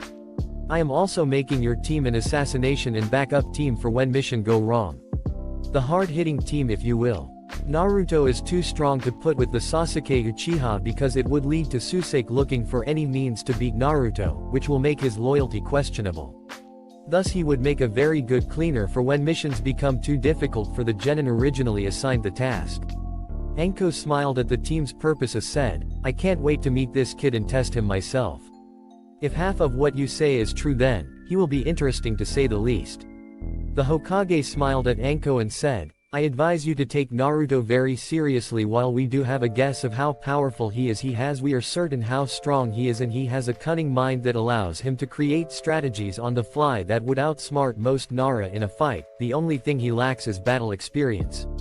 Anko's smile only increased and said, I can't wait to meet this brat. The Hokage then turned to continue on with team placement and said, Kurenai, I am assigning Shino Aburame, Hinata Hyuga and Kiba Inuzuka to you as a tracking team. The Hokage continued placing teams with instructor, and when he finally finished said, well, go collect your teams and test them to see if they are worthy of becoming genin. The Jonin in the room left in a flash to go collect their teams. While meeting was taking place, Naruto entered his classroom and walked to an empty seat next to Hinata. Sitting down, he turned to the blue-haired girl and said, I know this may be kind of sudden, but you like to go on a date sometime. Instantly Hinata went red in the face due to a massive blush and fainted on the spot. Falling forward, Naruto caught her before she could hit her head and leaned Hinata's head against his chest so she would be comfortable. While this was going on, a couple of people realized that Naruto in the room. Sasuke decided to find out why. Hey Dobi, why are you here? Didn't you fail the genin exam? Naruto glared back at the Uchiha and said, in case you're blind duck, I am wearing a Konoha headband, which means I passed. Sasuke then noticed the headband and turned around to brood. Sakura then decided to defend her crush by attempting to hit Naruto while saying, don't talk to Susake that way, Naruto baka. Naruto easily caught the punch and focused some ki at the pink banshee and said, I suggest you stop yelling first of all because you were rather annoying, and second, don't try to hit me because next time I won't just catch it. After Sakura went back to her seat, Hinata woke up. Naruto looked down at the girl and said in a sweet calm voice, have a nice nap, Hinata-chan. Hinata instantly bolted upright and looked at Naruto once again with a blush that could make a tomato jealous. Naruto asked his question again, seeing as Hinata looked confused, and said, so do you want to go out sometime? Hinata nodded her head, not trusting her words. Great, how about tomorrow at 7? I will pick you and we will go to dinner. Sound good, said an enthusiastic Naruto. Hinata said in a quiet voice, that is perfect, Naruto-ta, I will see you then. Naruto smiled and said, okay then, it's a date. Naruto turned to the front of the room just as Iruka walked in the classroom. Everyone quieted down, eager to hear what teams they will be on. Iruka began with a boring speech about being a ninja and stuff like that before he began reading off the teams and their senseis. Naruto tuned out most of what Iruka said until he heard, Team 11, Naruto Uzumaki, and your sensei will be Anko Mitarashi. Iruka finished and said, good luck in your ninja careers, and I am proud to call you all my students. Iruka walked out of the classroom and everyone waited for the Jonin to arrive. Suddenly the classroom door was kicked in and a woman with spiky purple hair walked in and said in a loud commanding voice, which one of you is Naruto Uzumaki? The whole class pointed to Naruto and the woman spoke again, alright, you are with me, now follow me and we will start. Naruto followed the woman he assumed to be Anko to the forest of death, where Anko stopped and sat down in a clearing inside the forest. Sitting down as well, Anko began and said, my name is Anko Mitarashi and I am a special Jonin of Konoha. I like dango, performing tea ceremonies, my friends Kurenai and Yugao Azuki, and training. I dislike ignorant villagers, rapists and my old sensei. My dream is to kill my old sensei and to become the #1 IT person in the village. Okay, now it is your turn. Naruto began saying, my name is Naruto Uzumaki and I am a genin of Konoha. I like ramen, my precious people, and training. I dislike hateful villagers and perverts. My dream is to become the strongest ninja in the elemental nations to protect those important to me. Anko smiled and held out her hand and said, nice to meet you, Naruto. Naruto took her hand and shook it firmly before they dropped their hands. Anko looked at Naruto with an evil smirk and said, "Okay, now that that is out of the way, now we will begin your test. From what I have heard, it should be interesting. To test your abilities, we are going to have an all-out spar. The winner is the first person to give up or put the other person in a position where they could have been killed. Everything is legal in the fight except actually killing each other. I have already decided that you have what it takes to be a ninja, so this is just a test for me to see what you got." Naruto nodded and stood up. Once he was on his feet, he made a hand sign that Anko didn't recognize and felt Naruto release a plus of chakra. Anko got up too and raised an eyebrow and asked, "What did you just do, Gaki?" Naruto smiled and said, "Simple, I just released my training seal so I can go all out in this fight." Anko nodded and both of them got in a fighting stance. Once they were both ready, Anko said, "Come at me with the intent to kill. Ready, set, go." Naruto moved forward in a flash of pure speed that a newly minted genin shouldn't have been able to do and engaged a surprised Anko in a taijutsu battle. Anko dodged and blocked with practiced ease, but she could feel the power behind Naruto's strikes and knew that with some extra training he would be a powerhouse. Naruto, on the same note, was smiling, knowing he could finally push his limits. Not holding anything back, Naruto put his full force behind his strikes and used his instincts to help him block Anko's strikes. They jumped away from each other to get some space and to regroup when Naruto called out and said, "Well, I guess I should get serious now." Anko looked at him like he was crazy and saw his eyes change color from blue to purple. Before she could comment, Naruto was attacking again, but this time he was much faster and managed to get a few hits in before Anko's surprise wore off. They broke apart again and Anko huffed and said, "Wow, you were really fast for a fresh out of the academy genin." Naruto smirked and said, "I am just getting warmed up, but I think it is time we kick it up a notch." Naruto made a cross hand sign and called out, "Shadow Clone Jutsu." After the smoke cleared, 6 Narutos stood in front of Anko and they moved to surround her. Anko was in the middle of a circle of 6 clones when the real Naruto called out another jutsu as the others went through a long string of hand signs.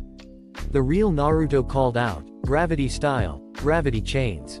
Suddenly Anko felt a huge weight on her body and it was extremely difficult to move. Not soon after, the 5 clones finished their hand seals and called out their respective jutsus: fire, water, wind, earth, lightning style, dragon missile.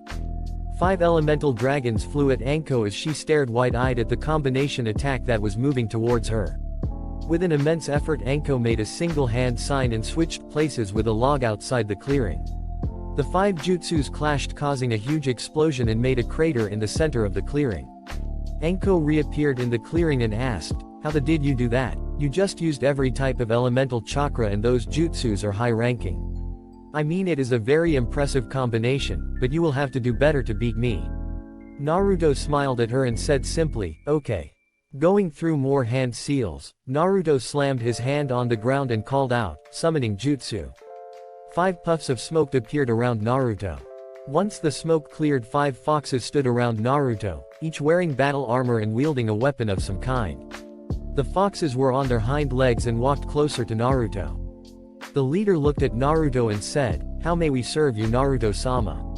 Naruto spoke in a commanding voice as Anko stared in shock at the sight before her. "I am in a spar with my sensei, don't kill her just cause some damage." The 5 warrior foxes nodded and moved forward to engage Anko. Anko snapped out of her stupor just in time to avoid the first attacks of Naruto's warrior summons. Making a tactical retreat, Anko began going through hand seals and summoned a giant snake that dwarfed the 5 foxes that were attacking. The foxes went back to Naruto's side at the sight of the snake and Naruto called up to Anko, calling out the big guns, "Well, 2 can play that game." Running through the necessary hand seals, Naruto gathered a huge amount of his chakra and summoned the boss of the fox contract. Anko stared up at the summoned animal in front of her and flinched in fear. Standing before her was a blood-red fox with 9 tails. Guess who? Kyuubi looked up at Naruto and said, "Was it really necessary to summon me? I mean, it seems a little bit of overkill." Naruto looked at Anko's terrified face and said, "No, this is totally worth it as a prank and it makes sure that Anko knows who she is dealing with."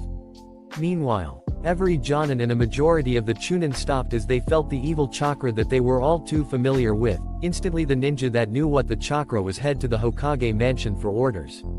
Sarutobi felt the chakra too and started to sweat, knowing the destruction it could cause. He pulled out his seeing orb and found Naruto on top of the Kyuubi and it. He took in the sight and noticed the spiked collar around the Kyuubi's neck. Sarutobi calmed down slight before he realized that he would have to explain this to the ninja that were undoubtedly on their way to him now. Back with Naruto. Hey Naruto, I can feel the old man looking at us now with that all-seeing orb of his. We need to wrap this up because I sense a lot of activity from the ninja in the village, stated a neutral Kyuubi. Naruto swore saying, I forgot that your Yuki would be sensed 10 miles away. The old man must have felt it too and decided to check that you were not trying to break out or worse succeeded in breaking the seal.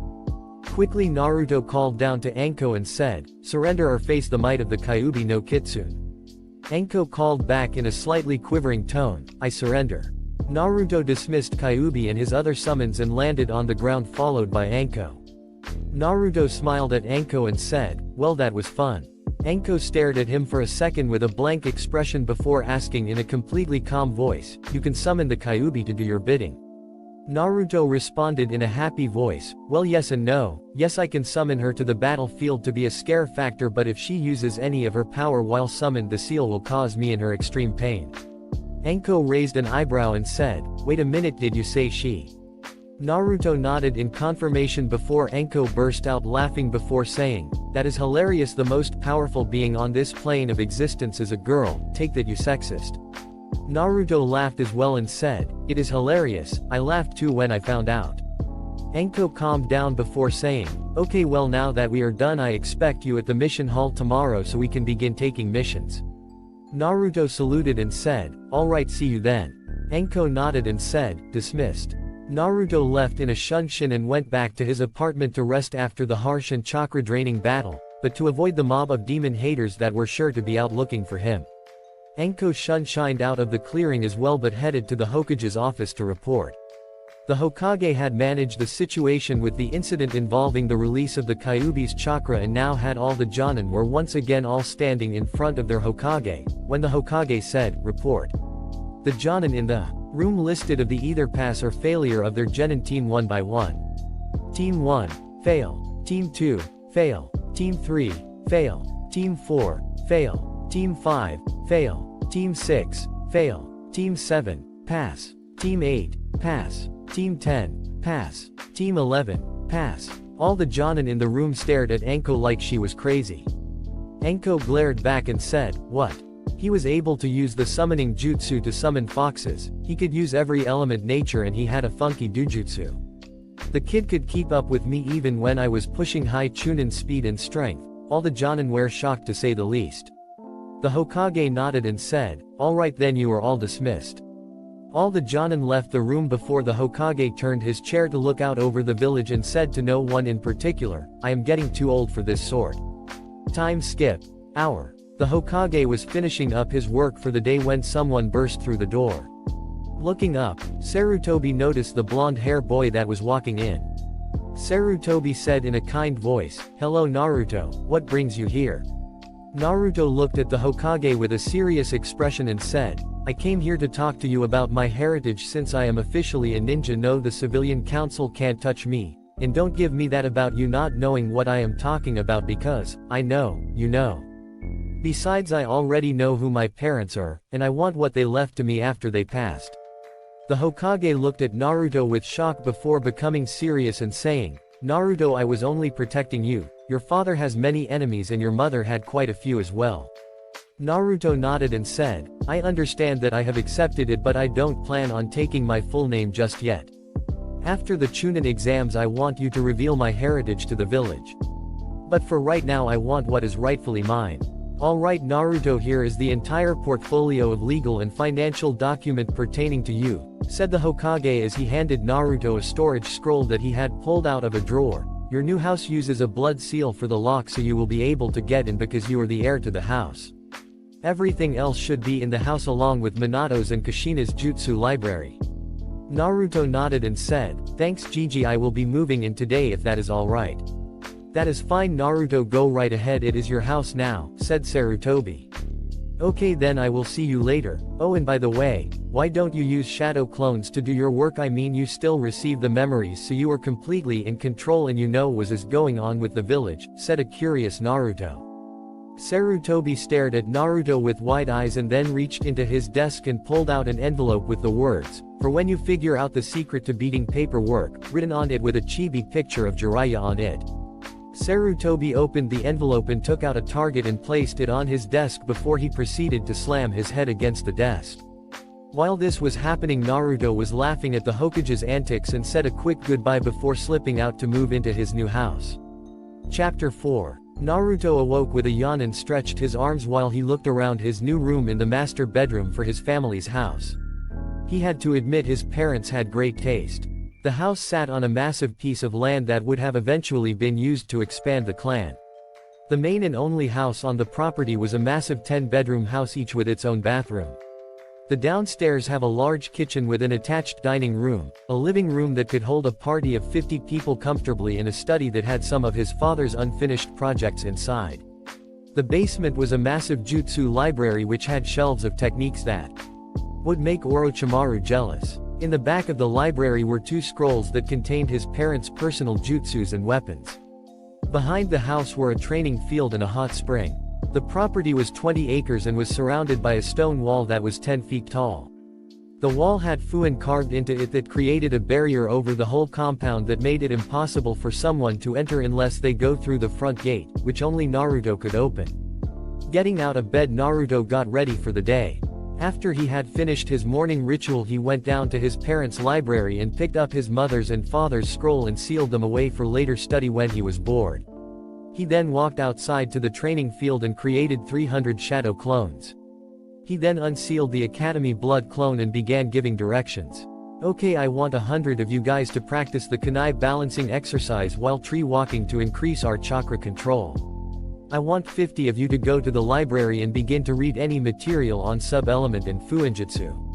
I want 50 more of you to start practicing the sensor jutsu Iruka gave us. I want to be able to it without hand seals. I want another 50 of you guys to work on our taijutsu katas. The last 50 of you, I want you guys to begin working on the jutsus in the library," finished a stern Naruto.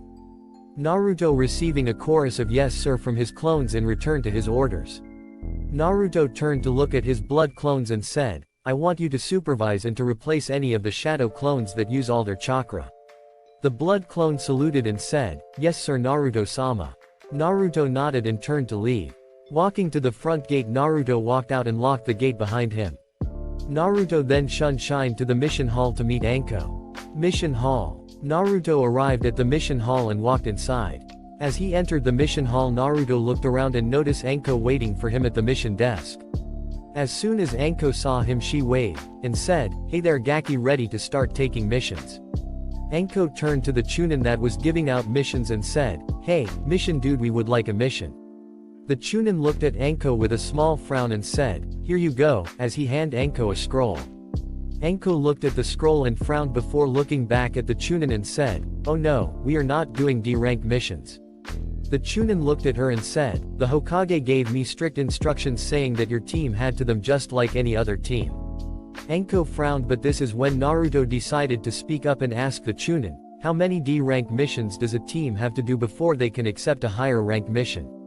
The Chunin looked at Naruto and said, "Well, it is usually 30 D ranks for every C rank mission for Genin teams, why do you ask?"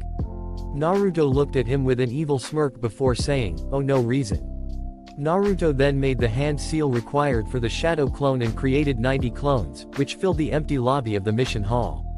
Naruto then looked back to the slack-jawed Chunin and said, "I would like 30 D rank missions please." The Chunin was too shocked to argue, just handed Naruto a stack of scrolls. Naruto then turned around and started handing out the scrolls out to his clones before saying, "Alright, break up into groups of 3, and every group has to have a scroll. Once that is done, go complete the task described in the scroll and return the signed mission scroll to this Chunin at the desk." Once Naruto finished talking, the clones saluted and began to file out of the building to complete their assignments. The real Naruto then turned to a speechless Anko. Naruto spoke up saying, "Alright, why don't we go train for a few hours before we go grab lunch?" Anko nodded and walked out with Naruto, both of them heading to the Forest of Death. Time skip. Hour. Forest of Death. Naruto was currently in a clearing waiting for his sensei to attack from anywhere. He could tell she was there but where was unknown to him. Suddenly hands shot out from under him and he got pulled underground up to his head. After struggling for a minute he looked up to see Anko smirking at him with success. But Naruto smirked right back and said, "I would be so confident just yet Anko-chan, especially since the boss has you right where he wants you." Anko looked around rapidly to see thousands of shuriken flying at her from all directions. Unable to dodge, Anko thought quickly and began running through hand seals at an astonishing rate before slamming her hands on the ground and saying, "Earth style, Earth encampment dome." A dome of earth surrounded Anko just before thousands of shuriken hit with a solid thud. With a poof, the thousands of shuriken disappeared to revealing 10 real shuriken while the others were shadow clones. Naruto landed in front of the dome with an evil grin before making a single hand seal. Then taking a deep breath and exhaling a fireball that would put the Uchiha clan's signature fire technique to utter shame. Anko began to sweat as the air in the dome began to heat rapidly. Anko began to freak out as her student baked her alive inside her own defensive jutsu. Naruto began to see cracks in the earth dome when he stopped his fireball. Jumping back, Naruto began to charge lightning chakra to his fist. As the earth dome collapsed and Anko stepped out, Naruto sprinted at her with his fist cocked back. Caught off guard, Anko attempted to block the punch with her arm only to receive a severe shock. Both people jumped back to get some air. Naruto and Anko stared each other down, trying to predict each other's next move. Both rushed forward and began a fierce taijutsu battle with neither party giving an inch. Breaking apart once again, Anko looked at Naruto and said, "Well, this is fun, Naruto-kun, but I have won." Naruto looked her like she was insane and asked, "How do you figure that you won?" Anko just simply pointed up. Naruto raised an eyebrow and looked up to see what she was pointing at. As Naruto looked up, he saw a snake clone of Anko about a foot from his face, ready to give Naruto a chakra-infused drop kick to the head. Before Naruto could do anything to stop the blow to hit home, rendering him unconscious. Time skip. 10 minutes. Naruto woke up with a groan and held his head due to the throbbing pain radiating from there. Getting over the pain, Naruto looked around to see Anko sitting on a tree stump watching him. Once Naruto made eye contact, Anko spoke up. Impressive for most people, that attack would render them dead or unconscious for several days. Naruto replied with a huff, "I heal fast due to Kyuubi and the fact that Uzumakis have advanced healing rates to begin with." Nodding her head, Anko said, "Well, now that you're awake, I want to talk to you about our spar. You did very well with the restrictions to weapons, taijutsu and any ninjutsu that could be used in collaboration with the two previous mentioned ninja arts. But you lack experience in fighting hand to hand. You also allowed your senses to hone in on me solely. This is bad because another ninja could easily take you out from another angle as you are fighting another ninja. But if I had to rank your skill level, one would say you were low to mid chunin, but that is due mostly to your lack of combat experience. With that being said, I think we can call it a day for training. But I want you at the mission hall tomorrow so we can get a C rank mission, no better practice." Then in the field, Naruto nodded his head and said, "Alright, that sounds good, see you later, Anko-chan." Naruto disappeared in a shunshin, leaving Anko alone to contemplate the insanity that was Naruto. Naruto's house. Naruto appeared right in front of the gate that leads onto the Namikaze Uzumaki land. Unsealing the front gate, Naruto walked to his house and went up to the master bedroom that once belonged to his parents.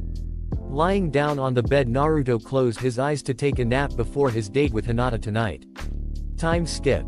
Naruto woke up from his nap with sigh. Getting up, Naruto went downstairs and out to the training field to see how his clones were progressing.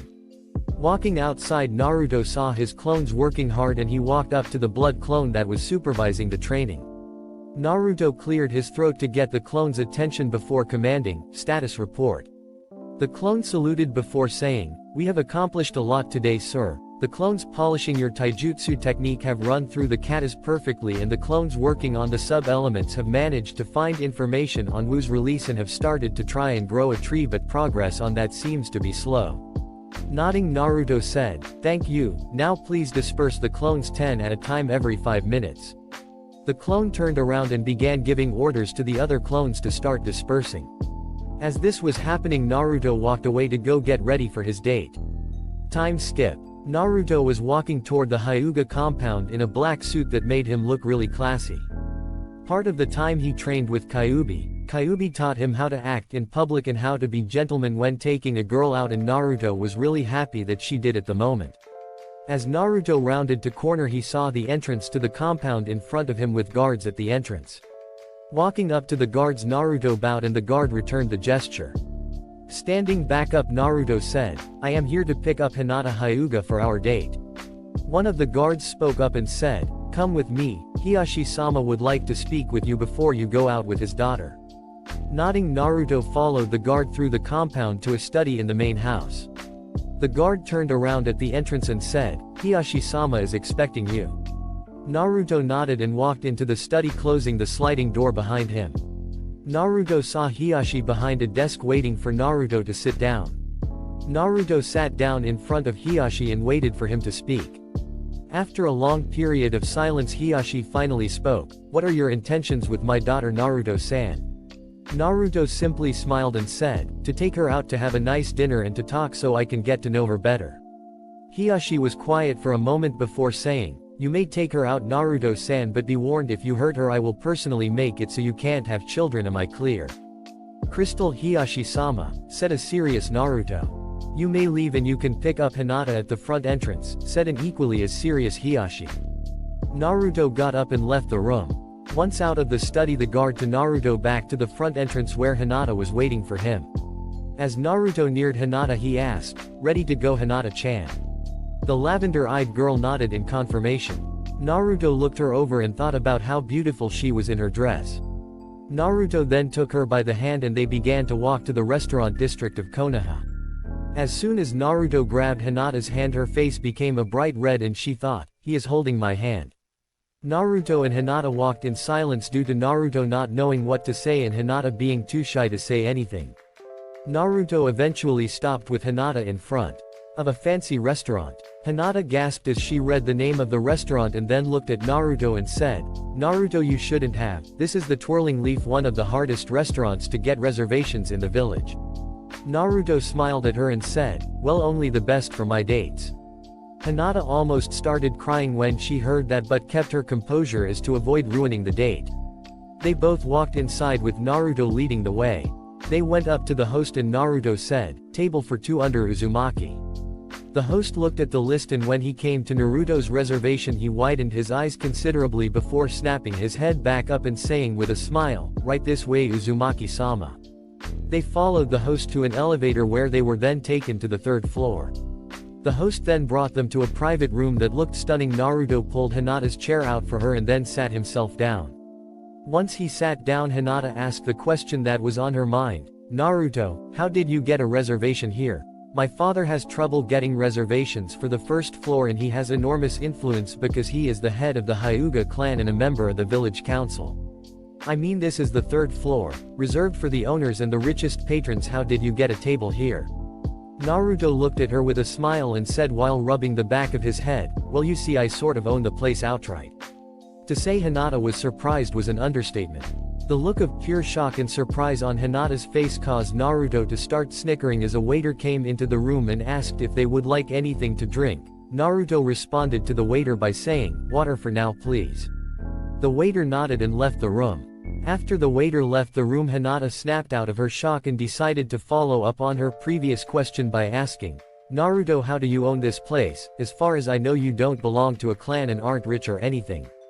Naruto gave a sheepish smile to Hinata before saying, "Well, you see, I actually come from a very important clan that helped in the founding of Konoha.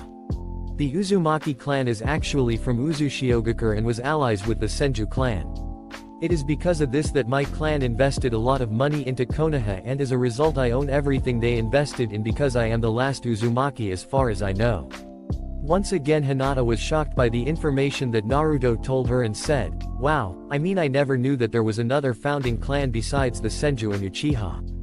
Naruto nodded and said, "My clan doesn't get much public credit for our contribution. Actually, most people have forgotten about my clan. But our symbol is part of Konoha's symbol and on the back of the Chunin and Jonin vests." Hinata nodded and decided to drop the current conversation when she noticed something strange. Curious, she asked Naruto, "Hey Naruto, why are there no menus?" Naruto responded, "Because you don't need to order. The chefs here have this uncanny ability to cook exactly what every individual patron wants without ever meeting them. To be honest, it is creepy on how accurate they get it sometimes. After that, Naruto decide to ask a question of his own. So Hinata, how is Team 8 doing with training so far? Hinata frowned at the question before replying, it is fine, but Kiba keeps trying to get a date with me no matter how many times I turn him down. Shino is a nice guy, but he can creepy with his quiet attitude and his bugs. Naruto laughed and said, well, I have a mission tomorrow, but when I get back, how about you and me have a training session? I am sure I can help you improve if you are up to it. Hinata smiled sheepishly and said, I would love to train with you. Naruto just dropped by training ground 8 the morning after you get back, and you can hide to my team before you and I go to train alone. Naruto nodded and said, sounds like a plan. Following up on his response, Naruto asked another question. Hey Hinata, I want to get to know you better, so would mind telling me about yourself? Likes, dislikes, dreams, I want to hear it all. Hinata smiled before saying, only if you return the favor and tell me about yourself. Naruto nodded and said, that sounds fair, but since I asked first, you can go first. Hinata nodded in acceptance before she started to tell Naruto about her likes, dislikes and dream for the Hyuga clan. After Hinata finished telling Naruto about herself, the food came. Naruto then started to tell Hinata about himself while he ate his miso ramen. After dinner, Naruto and Hinata left the restaurant, and Naruto then led Hinata to the top of the Hokage monument where they looked out over the village. When they got to the top of the monument, Hinata looked over the entire village and saw a glimmering gem. Hinata muttered a silent wow as Naruto turned to her and said, beautiful, isn't it? This is one of my favorite places to come and think when life becomes too confusing or when I want to clear my head from stress. I wanted to share this spot with you, and I thought it would be a nice end to the date. Hinata smiled at Naruto and said in a quiet voice, I had a wonderful time, Naruto, and I can't wait to spend more time with you when you get back from your mission. Naruto smiled and said, I am glad you had fun, but now I should bring you home before your father gets too worried and sends out a search party. I rather not have mad Hyuga clansmen after me. Hinata giggled and nodded, and the duo left to the Hyuga compound. They walked hand in hand to the Hyuga compound. As they neared the entrance to the compound, Naruto stopped, which caused Hinata turn to face him. Naruto then pulled Hinata into a hug and said, bye Hinata-chan, see you in a few days. After that, Naruto pulled back and placed a gentle kiss on Hinata's lips. Hinata instantly went bright red and fainted, causing the guards nearby instantly rushes over to see if their clan heir was okay. Upon seeing the blush on Hinata's face, the lead guard looked at Naruto and said, we will take it from here, Naruto-san. As the guard finished talking to Naruto, the other guard had picked Hinata up bridal style and had begun to walk into the compound. Naruto had a red tint to his face at the embarrassing moment that just happened. Naruto had not expected for Hinata to faint. It didn't register that someone said something to him until the guards had walked through the gate. Naruto muttered a quiet, thanks, after realizing what the guard had said. After dropping Hinata off at her family's compound, Naruto then shined to his house, so he could rest for the mission tomorrow. Chapter 5. Naruto's house. Naruto woke up and stretched to work the last traces of sleep out of his system. Going through his normal morning routine, Naruto got ready for the day. After he finished his morning routine, Naruto began to pack supplies into a backpack. Sealing extra weapons and supplies into storage seals stitched into the fabric on the inside of the pockets. After Naruto packed enough supplies for 3 weeks of survival, Naruto shouldered the pack and shined to the gate of the compound. Going through the gate, Naruto made sure to lock the gate behind him to stop anyone from getting onto his property. Turning away from the gate, Naruto started running to the mission hall to meet Anko. Mission hall. Naruto arrived at the mission hall and walked inside. Naruto looked around and saw no sign of his sensei, so he decided to get a C-rank mission for the team while he waited for Anko to arrive. Walking up to the Chunin at the desk, Naruto smiled and said, hey, I would like to get a C-rank mission please. The mission Chunin nodded and said, alright, and what genin team are you on? Just need to make sure your team cleared the D-rank mission requirement. Naruto smirked before saying, I am on team 11 and we finished 30 D-rank missions yesterday, so I believe we can get a C rank. The Chunin looked at Naruto with amusement and said, 30 huh, well let's just check to make sure. The Chunin took out team 11's file and looked at the mission log. After a minute the Chunin looked at Naruto, then the file, then back to Naruto before saying, 30, but that blows the old record for most number of D-rank missions in one day out of the water. I mean the old record was 6 and that record was set by the 3rd Hokage's Genin team. Naruto smiled at the Chunin and said, well, I doubt many Genin know the shadow clone technique. The Chunin nodded dumbly at the blonde and said, well, there is a note in the file here that says you will be receiving your first C rank from the 3rd Hokage personally, so you can head up there and wait for your sensei before you get your mission. Nodding, Naruto simply shined in front of the Hokage's office and walked inside. Naruto gave a wave to the Hokage as he walked in and said, hey Gigi, why did you want to see me? The Hokage sighed before saying, hello Naruto, it is good to see you. The reason I called you in is to talk about the C-rank mission, but since you are here early I have something else I need to tell you. Naruto gave the old Hokage a questioning look before the Hokage began to speak again. You see Naruto, since you have such a powerful and important bloodline, you are by Konoha law to be put under the Clan Restoration Act so you can rebuild your clan. Naruto gave the Hokage a blank emotionless stare before saying in a monotone voice, during my training under Kyuubi she made me learn about Konoha's laws, both shinobi and civilian, so I would know my rights and could defend myself against the civilian council. One of the laws I came across was the CRA and I was afraid this may happen, but it is law, I won't dispute it or the fact that I qualify for it, since I do. But I have a few stipulations since the certain terms of the CRA are dictated by the current Hokage. 1. I don't want to be forced into a marriage, I would rather marry out of love. 2. My future wives can choose whether to have kids or not, it is their choice and no one else's. 3. The council can't demand me to have children and can't dictate how many children I have or I will leave the village. The Hokage nodded and said, that will be fine, I would hate to force you into a relationship that you were unhappy with, but according to the CRA you must marry at least 3 women before you turn 18, which gives you 6 years to get married. I will eventually have to tell the council about your dujutsu, but I don't plan on announcing your status in the CRA to the council until after I announce your heritage at the end of the Chunin exams, because at that point I hope that the fact that you have a dujutsu will be out of the bag. As the Hokage finished, the door to the office opened, revealing a cheerful Anko. The Hokage looked at her and said, alright, on time Anko, nice to see you, and I called you and Naruto here to give you your first mission outside the village. For that mission you will be investigating reports of a bandit camp in a town nearby and eliminating it before it can become a nuisance. Naruto and Anko nodded and the Hokage handed Anko the mission scroll.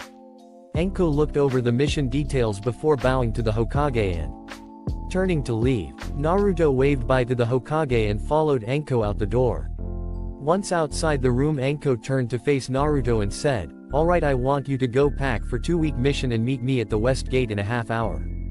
Naruto nodded before saying, I am actually already packed, so I will see you at the gate in a half hour, but right now I am going to go kill some time. Alright then, see you at the gate and don't be late. Got it? I would hate for you to become like Kakashi. Naruto laughed before saying, don't worry about me, I am just going to go red in the park near the gate, so I won't be that far. Anko nodded before making a hand seal and disappearing in a swirl of leaves. Naruto walked out of the Hokage mansion and headed towards the west gate, all the while reading his mother's jutsu scroll. He was currently reading about a jutsu that was an extremely long-range fire-style technique. It basically shot extremely condensed fireballs over a large distance to harass enemy ninja and cause some damage before the main confrontation. Naruto was trying to memorize the hand seals required so he could practice the technique later when he had time. Naruto enjoyed learning a jutsu himself every once in a while. He especially loved learning his parents' techniques, and from the list in each scroll Naruto could tell they were formidable ninja. Reaching the west gate, Naruto sat down on a bench right inside the entrance to the village and waited for Anko to arrive. Anko arrived 10 minutes later and Naruto got up and joined Anko at the gate. They then ran out of the village. They jumped into the forest and booked it to the town with the bandit problem. Time skip. Hour. Naruto and Anko had made great time in getting to the town in which they were commissioned. Landing in front of the entrance, Anko turned to Naruto and said, alright, I want you to go book us 2 rooms at the local inn and then to try to collect information about the bandit group in the area from the townspeople. I will be meeting with the mayor of the town to get information and to hammer out the details of payment and the finer details of the mission. In an hour I want to meet back up and we will scout the area around the town to see where the bandit base is located. Naruto nodded with a serious face and said, "Alright, I will see you in an hour." Naruto walked down the street while Anko disappeared to complete her task. It didn't take Naruto long to find the inn in the small town and to book the 2 rooms for Anko and himself. Naruto then explored the rest of the town while trying to overhear the townspeople as they talk and gossip. Naruto was disappointed in the amount of information that he was able to collect for the people that lived in the town, but he was able to get a general location of the bandit camp so that would make searching less of a hassle. Naruto walked to the meeting point to go search the area in which the bandit camp was supposed to be, with Anko. Naruto arrived at the meeting point and didn't see Anko. Naruto looked around and waited for Anko to finish her task. Naruto waited a few minutes before he saw her coming up the road to meet him. Anko walked up to Naruto and said, "Hey Gaki, so what information did you find out?" Naruto smiled and said, "I actually found out the general location of the bandit camp, so I say we go find the camp and observe them for a while." Anko nodded and said, "I agree with your plan, so let's go check out what we have to deal with and we will make a plan from there." Naruto nodded and said, "Alright then, let's go, I will lead the way." Naruto ran out of the town with Anko following close behind. Running through the forest, Naruto and Anko searched the area around the village, and after about 2 hours of searching they found the bandit camp. Naruto and Anko sat at the edge of the clearing the bandit camp was in and watched the bandits from the safety of the trees. Naruto and Anko sat in silence watching the targets move, taking note of patrol patterns and any people in the camp that may be a threat. They also took note of the largest tent in the center of camp. They observed for a few hours before Anko motioned to Naruto to fall back. Naruto and Anko moved away from their perch watching the camp. Once they were away from the bandit camp, Anko spoke, "Alright, this looks like a very low quality operation. The highest chakra level 1 sensed was around high genin, but there may be a ninja among their ranks that can suppress their chakra. So I say that we head back to the inn and make a plan of attack." Naruto nodded and said, "Alright, let's get going then." Time skip. Several hours later.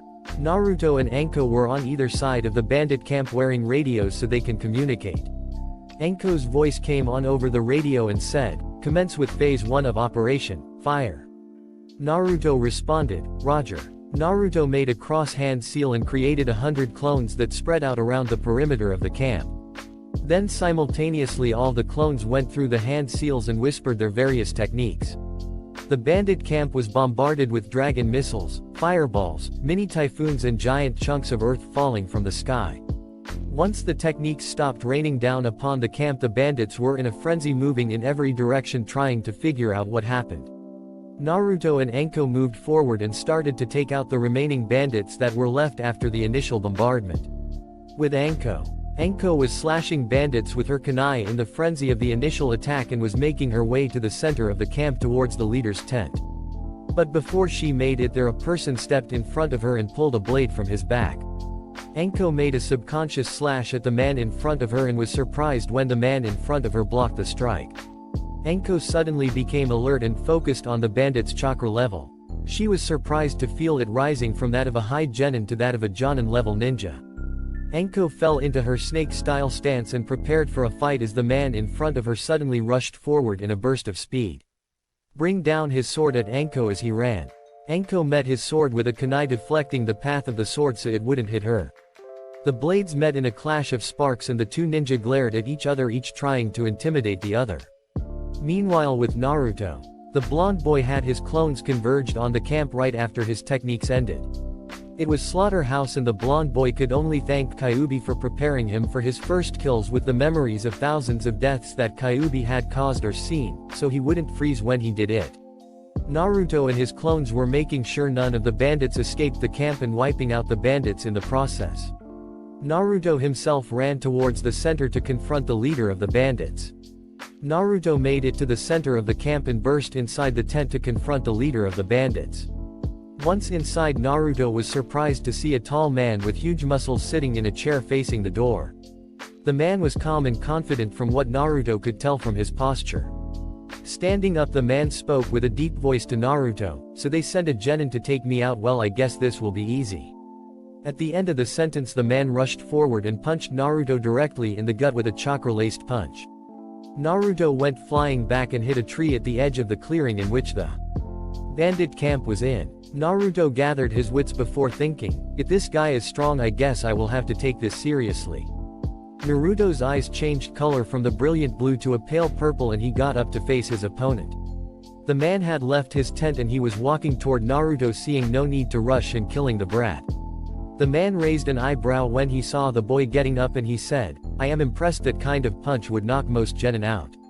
Naruto looked the man in the eyes with his dujutsu and said, well I guess I am not a normal genin now, am I? The man replied smugly, well I doubt you are strong enough to beat me even if you are a strong genin. Naruto smirked and said, it is only a title, true power is earned through hard work. Naruto disappeared from view with a burst of speed and appeared behind the man. Naruto gave a strong kick to the man's back and sent him flying. The man did a flip in the air and landed on his feet. The man then took out brass knuckles and disappeared from view too. Moments later the two opponents clashed and engaged in a furious taijutsu battle, with both of them receiving cuts and bruises. They broke apart and jumped back to gain some distance from each other. Both were panting from exertion, but Naruto stood up straight and created 6 clones and surrounded the leader with them. The man was starting to get mad. How a genin could compete with him was unthinkable. The man looked around at his current situation, he ready for a multi-front attack. Naruto then called out a jutsu, gravity style, almighty push. The leader of the bandit felt himself get pushed by an unknown force towards a waiting clone that had his fist cocked. The clone hit the man with a chakra-enhanced punch, sending him to another clone that repeated the process until the leader was sent back to the real Naruto. With an uppercut Naruto sent his enemy high into the air. He then appeared above the bandit leader and did a drop kick to the man's back and said in a serious voice, Uzumaki Barrage. The kick sent his enemy hurtling towards earth at an extremely high speed. With a sickening crack the man's head hit the earth below and the body crumpled as it followed. Naruto landed beside the leader and sighed. He had just taken a jonin in a fight and survived. Naruto looked around and saw Anko finish off a man that she was fighting with a kunai across the neck. Naruto walked towards Anko across a field of dead bodies. Coming closer Naruto called out, hey sensei, I think we can call this mission a success. Anko nodded her head and said, we aren't done yet. We still have to loot the place and burn all the bodies and whatever we don't want before we can call it a night. Alright then, I will make some clones and we can get this done, said a serious Naruto. Anko nodded again and said, good idea, why don't you loot and collect anything we can sell or use and I will start to gather the bodies so we can burn them. You can help me when you are done. Naruto nodded and created 2 clones and went to work collecting the money and weapons off the bandits. Naruto and his clones collected all the bandits' weapons and sealed them into a scroll. Once Naruto was done he created several more clones and they went to work collecting the bodies littering the camp and putting them in a pile. Once they were done Anko did a quick fire jutsu and incinerated the pile. As the flames died down Anko turned to Naruto and said, alright, let's head back to the inn and get some rest, we will leave for Konoha at noon tomorrow. Naruto nodded and said, alright, let's get going, I can't wait to get so shut-eye. Anko and Naruto took to the trees heading back to the town so they could get some sleep. Time skip.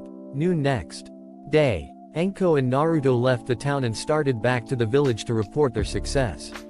A few hours later they arrived at the gates of the village and passed the gate guards showing their ninja licenses as they went by.